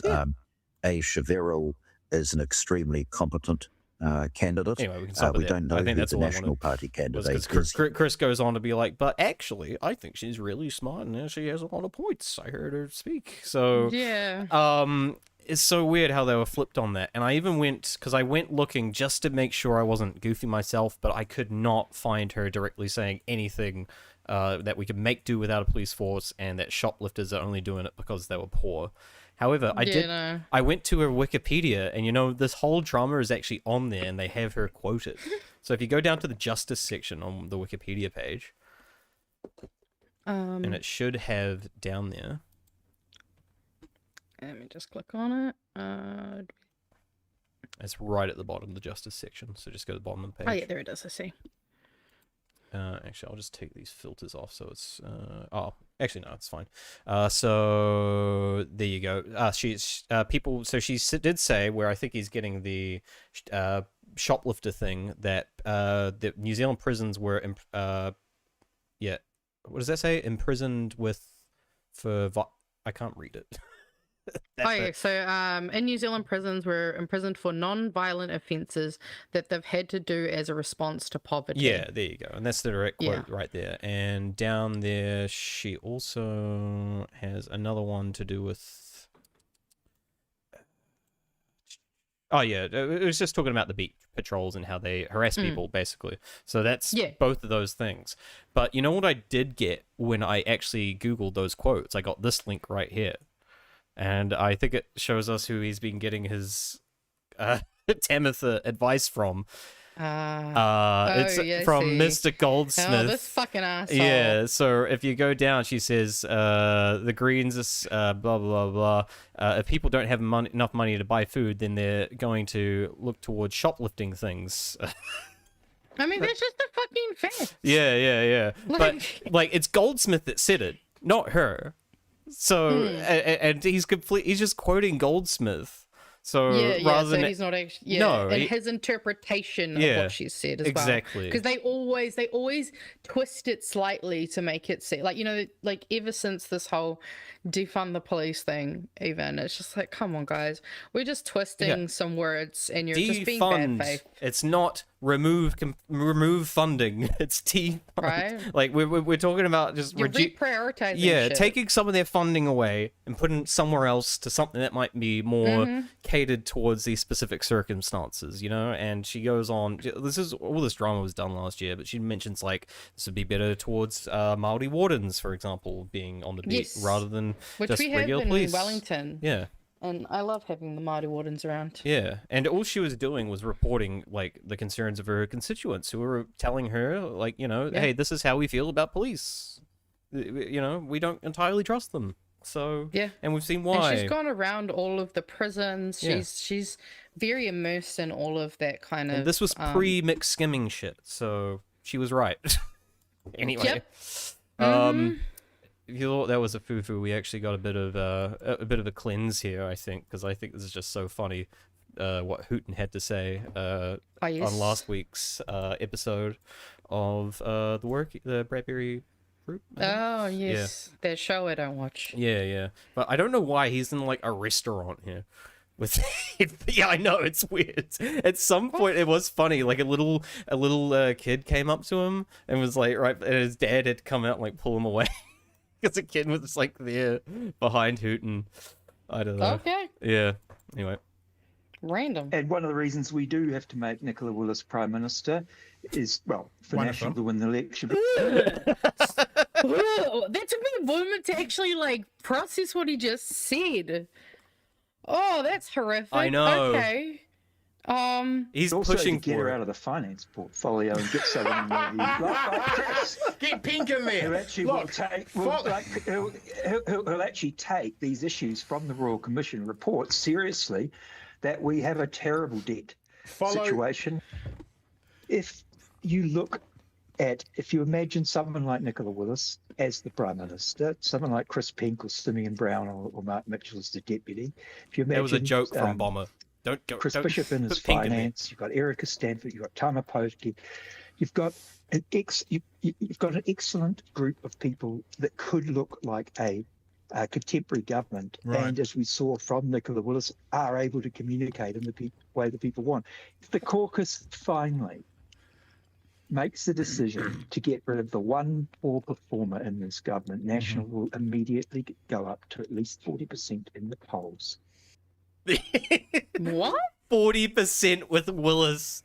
He's delusional. That is actual, like, what was he eating at that restaurant? Was it like an edible or some shit? Because you got to be off your face to think that that's actually legit. I know. I mean, has he not literally seen that we sell merch on BHN about this bitch and how bad she is at her job? You really think people would trust it around the country? That's just delulu. Like, look what they did to Jacinda. I mean, she doesn't have a chance. Oh, I miss, honestly, with all of the stuff happening recently, I miss her so much more, because it's just like, man, we could be having an actual government with an actual response. Fuck, even Chippy would be fine right about now, you know what I mean? Like, yep, it'd be doing a hell of a lot better than fucking anyway these guys. Great take, Hooten. I actually support it. Put Willis in charge. She'll do great. She'll do so good. So this is just a meme, but it's kind of news related. Yeah, well, we're downhill from here, so yeah. Yeah. I've got a few memes lined up. We got that a lot I of want memes us to look at. So we'll see what we can get through. Let's do it. But this one's fun. Is it war? World War I. War. Correct. World War II. War. Correct. The Vietnam War. War. Oh, I'm sorry, Carl. That was a congressionally authorized counteroffensive. Don't worry, we get right back on track with the Korean War. War. No, that was police action. No, they had tanks and stuff. Well, the police have tanks now, don't they, Carl? Okay, the First and Second Iraq War. War. They identify as military action. It's a bit like pronouns, except we kill people. All right, how about Libya? War. I'm sorry, that was kinetic action, not a war. Venezuela. Well, that's a war, I think. No, I'm sorry, that was a law enforcement operation, not a war. Iran. It's a war. We're doing war things. No, not war things. Preemptive retaliatory de-escalation action. No, that's not a thing. All right, judges. Okay, how about the war on terrorism? War.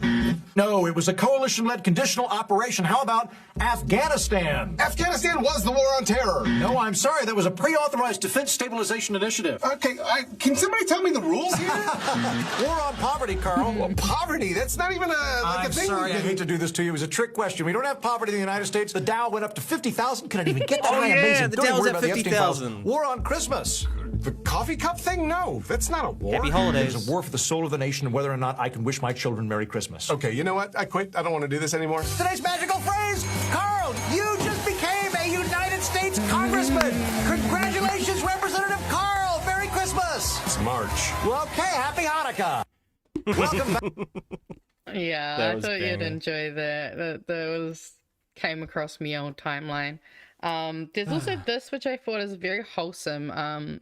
It's about Denmark and the ways that they actually set up their schooling. So they have what's called the Folkslaw Act, which states that schools shall create opportunities so that pupils develop awareness, imagination, an urge to learn, confidence in their own possibilities, background for committing themselves to taking action. Trying to read this, I will just go like this and copy and paste it into my document. That's all woke bullshit. All woke. But we'll let the video play. Denmark is one of the only countries that legislates holistic education for every public school child. They call it Den Els. The law requires schools to develop character with equal weight to academics. Awareness, imagination, responsibility, confidence. There's no grades until 8th grade and 60% collaborative work by design. And the science backs this up. Teaching social-emotional skills produces an 11-point academic achievement gain. The research is clear. Emotional safety isn't soft. It's the prerequisite for everything. I want to pet a goat. You're muted. I love that. I think that's fucking awesome. And I wish we had something like that here. Not with this government. No. But we can a guy can dream. We can skip that take, but I would just want to quickly do this one. Where are we? And then we're full on into memes, but this one's basically a meme itself. This one. But it's real. Macaulay Culkin supports removing Donald Trump from cameo from Home Alone 2. And you said that's real? That's apparently real, yeah. Wow. That's awesome. I want them to do that. Yeah, me too. So that'd be hilarious. I mean, it's a pretty unimportant part of the fucking movie. I mean, yeah. What's it gonna change? Nothing. They should change the hotel too, just so it's not Trump's Plaza Hotel. Yeah, true. It is. Yeah, change it to Hilton. Yeah, we did the advertising. And just anything we want to do here. Yep. That one's quick. This is literally the fire station right down from me. Oh my god. Yeah, I know. Keep fire. Keep clear. Exit clear. Not confusing at all. Fire clear. Keep clear, fire. Keep exit. fire. Keep exit. Keep exit. Jesus Christ. Not the best design. No. Anyway, let's keep going. Yep, that one. Yep. Ugh, this one's hard to see. There we go. Okay, it says, why is my husband yelling? Help is available. Domestic violence hotline. Why is my wife yelling at me? Potential triggers for a wife's yelling include feeling unheard, financial stress, mental health struggles, disrespect. It's important to understand the root cause. Constant yelling damages trust and emotional intimacy in a marriage. It also negatively impacts any children. I mean, as much as it's a meme, I mean, it does touch on a slight disproportion if you do look at, like, sexual violence shelters and stuff like that. Like, it's something like 90% female shelters globally, I think, something like that. And, you know, it's about 40% of domestic violent victims are men. I think it's a global statistic, not necessarily New Zealand, but, yeah. No, absolutely. Actually, it just reminded me of a video that I had saved, and I'm just gonna quickly see if I can find it. Fuck. I have too much shit sitting in here, man. Oh, and I definitely want to get to these ones. You know what? We'll put someone else on and Want to then do I'll those? see if I can find Do we want it. to do these ones first? Which one? Do This these one? ones. Alright, Facebook first. Alright, here's a message from ACT. We got a nice message from ACT this week. Oh, this fucking video. I hate this video. Boo. 你好，大家好，我的名字 David Seymour，我是新东党党魁。我的名字是 Brooke Van Velden，我是新东党副党魁。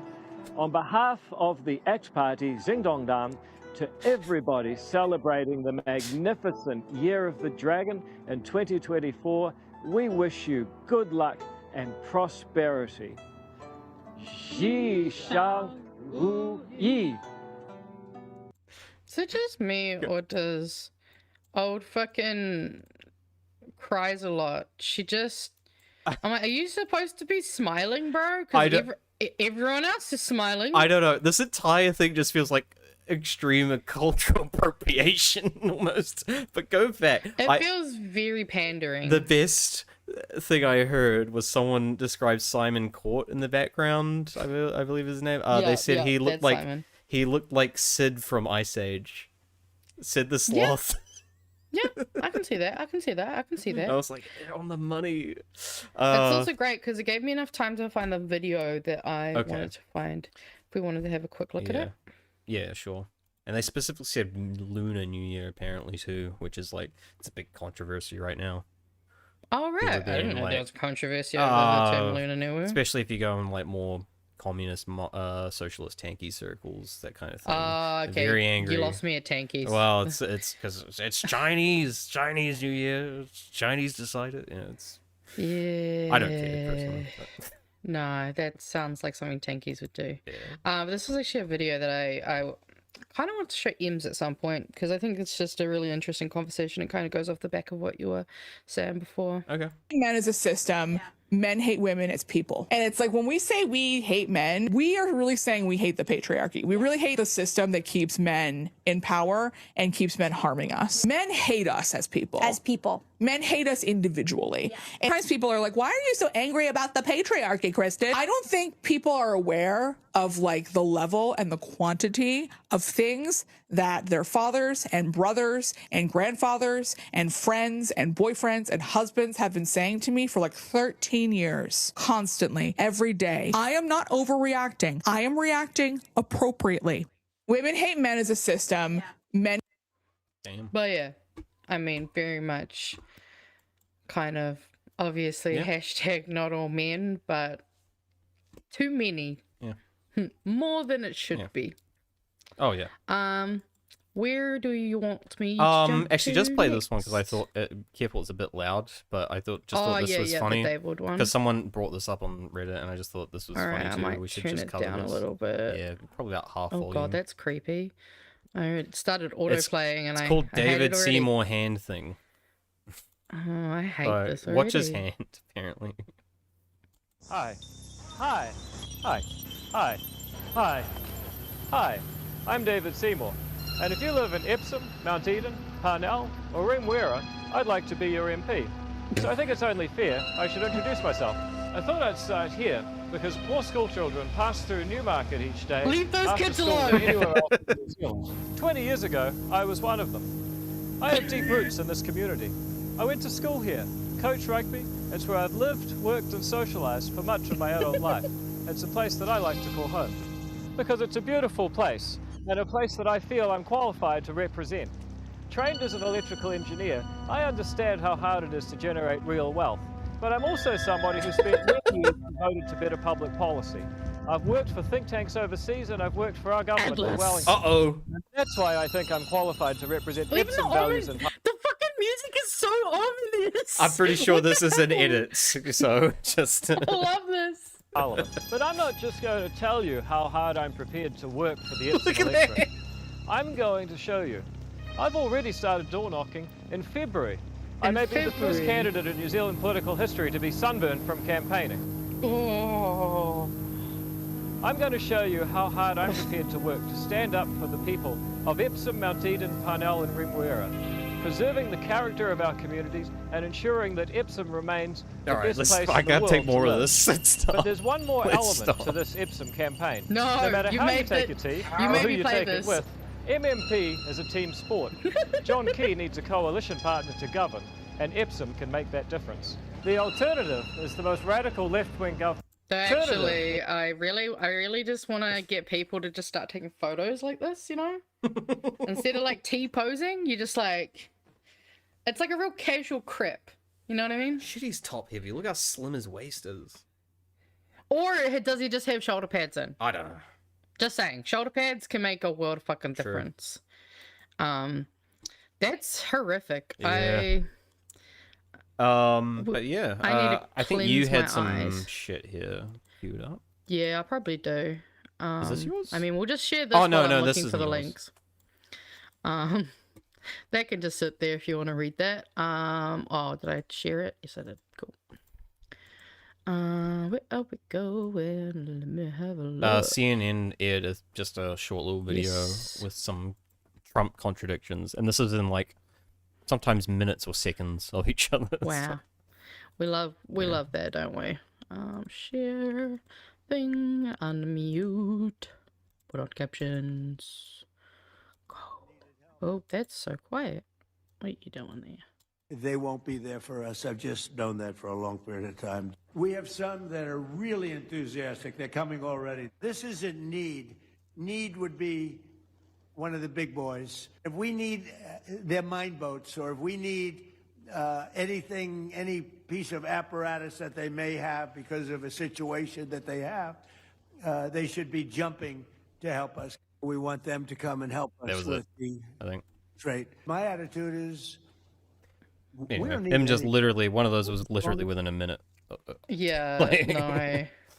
That's very, very stereotypical him. There was this post that this is technically not a meme. This is just a post from the National Party. Okay. Our responsible economic management means we are in a strong position to deal with these uncertain times. Of course, of course. And honestly, every day that goes on past that I've seen this meme, I feel like this just gets funnier and funnier. Because Please clap. that jellyfish couldn't do shit. Skip the next one. Actually, do this one. I think you're gonna find this one hilarious. I saw this one just in my Reddit feed, and I watched it. I played it like 5 times. Jumbotron.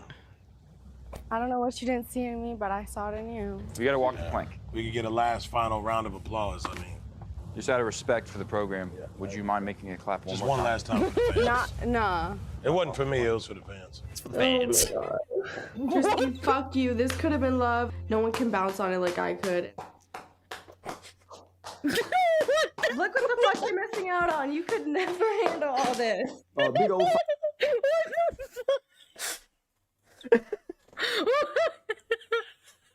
What the fuck was that? What the fuck is this show? I don't know. What? That is insane. I'm voting you off, but One more time for the fans. One time. For the fans. My brain was also just going, surely that's got to be like surgery, not natural. But I don't know. I don't know. It could be anything. But all I know is, what the fuck? What the fuck was that? Oh, I just.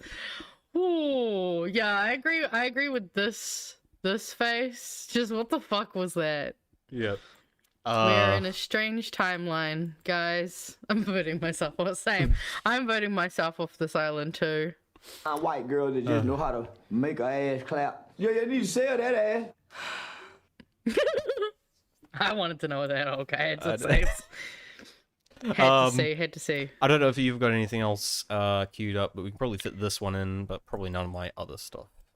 No, I don't think I have anything Okay, else. well, let's watch so this I one, which is a kindergarten. So this is a guy who set up a fake ICE hotline, is the context. Now, 100% this is not have verifiable, so take it with a grain of salt. Might not necessarily be legit. Hotline for reporting illegal immigrants, and people call it thinking that it's legitimate. I talked to a kindergarten teacher that wants to deport the parents of a kindergartner at her school, and it looks like they have a child who was born in New York, which makes them an American citizen. Yeah. So we're looking to deport the parents and leave the child. Right. Like I said, I don't know if they're here illegally. I just think it's odd, you know? It's very odd. What did you say was odd? It's just odd for them to even be here. Like, I'm a teacher at a school. Okay, I know schools. I know the whole law about schools. I mean, they seem like nice people or whatever, but I looked them up in our files, and I was like, oh, she was born in Honduras, and he's born in El Salvador. So right there, it's like, okay, maybe I'm on the right path. You know, they drop off their kid every day. So their kid is Yeah. is their kid a student at your school? Yes. Yes. Is one of your kindergarten. Okay, so now you want to get his parents deported? Well, I'm just saying that if they're taking up resources from our county, Okay. I'm not into illegal people being here. I mean, if the son's in kindergarten, what, is 6 or 7, Yeah. right? Yeah, he's probably like 5 or 6. And they was born in New York, so that means assuming like they've been in America for 6 or 7 years. Yeah. And now we're gonna go ahead and just remove them. Are you like questioning that, or what do you know? Yeah. Sorry, no, I'm just writing this down for my own Okay. personal notes, and my supervisor Okay. teaches at school Crazy. wants kindergarten child's parents You deported. make it sound terrible. You make it sound like it's terrible, but Oh, well, I'm just writing down what you're Yeah. telling me. okay. Well, yeah, okay. The Sounds truth is terrible, you dumb bitch. And that's Hispanic in an area where you wouldn't normally see Hispanics, okay? Right, like people that are born in another country, Yeah, because you normally see those people where? like in the cities. Got it. Okay, Hispanics out of place, now in country. Wait, you mean like those white people who didn't come from there either? Yeah. That's crazy. Not where they belong in city. So we were able to confirm that they are documented citizens along with their child. Oh, good. So yeah, it's good because we don't have to deport a 6-year-old. And yeah, I mean, you know, that little fellow could have been a threat to our national security. Why are you talking to me like this? Say again? Why do you talk to me like this? I'm sorry, what are you referring to? Like you're like sarcastic. Oh, okay. I mean, I just thought that maybe you'd be okay and just happy that the people that you reported were actually here legally and that they belong, just like you and me. Could I talk to your supervisor? You said you had a supervisor. Yeah, Oh I my sorry, I just thought you God. were Okay, gonna be Karen. happy. Yeah. I am happy, but I'm not happy with your attitude. You just said to me, the 6-year-old won't be a threat to national Deport him. security. Yeah. That's sarcastic. I would think that the people that were deporting, especially 6-year-olds, that there would be a good reason for it. I was talking about the people who I thought they're illegal because they were born in a different country. I can't help that they have a 6-year-old. That's on them. You know what we'll do? I'll get in touch with the supervisor. I send him a text. When he gets back to me, I'll see if he can follow up with you and this. And what is his name? His name is Brian. But yeah, I'd be Brian. happy to know that they're documented. But we'll have the I follow am up. happy. We can I'm probably super leave happy. it there. That's people can go watch the rest of the video if they want, but it's pretty much it. Crazy. He calls back just as the supervisor and just doesn't do a voice or anything. She's like, you sound very similar to the other guy. Doesn't seems to not catch on. So anyway, yeah. Look, I think that's the show for today. Yeah. But we can put a stopper in it there, and thank you very much everyone for joining us tonight. We hope you enjoyed it. Go over to BHN. We will be in the chat there, and yeah. I've got it. Oh, you got it. Yeah, I got okay. Oh, because I got this thing. I got this thing that shows up. Ah, Yeah. Fun. Actually, quickly before we close off fully Uh-oh. though, do you want to turn it down a little bit? Yeah. I just wanted to say, Lego hands. That's 100% what Seymour was doing. It's Lego hands. Ah, yeah, it was. It's Lego hands. And I mean, I'm pretty sure Bro's got the tism, so I wouldn't be surprised. So, you know. All right. Thanks for joining us tonight, guys, and we will see you next week. Yeah. Catch you later, fam.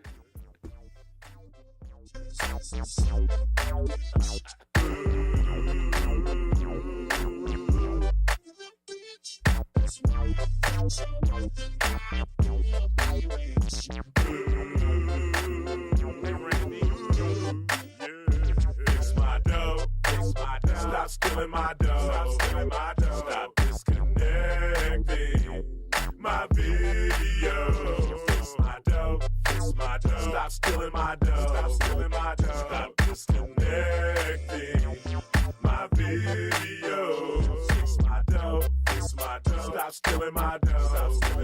Stop disconnecting my video. Fix my dough. Stop stealing my dough. Stop disconnecting my video. If you're pressing charges, let me know. If there's no kidnap victims, let me go. Stop cutting off my video. Listening to that unconfidential hoe. Crooked Popo. Randy Walters is the son of a bitch. Ooh.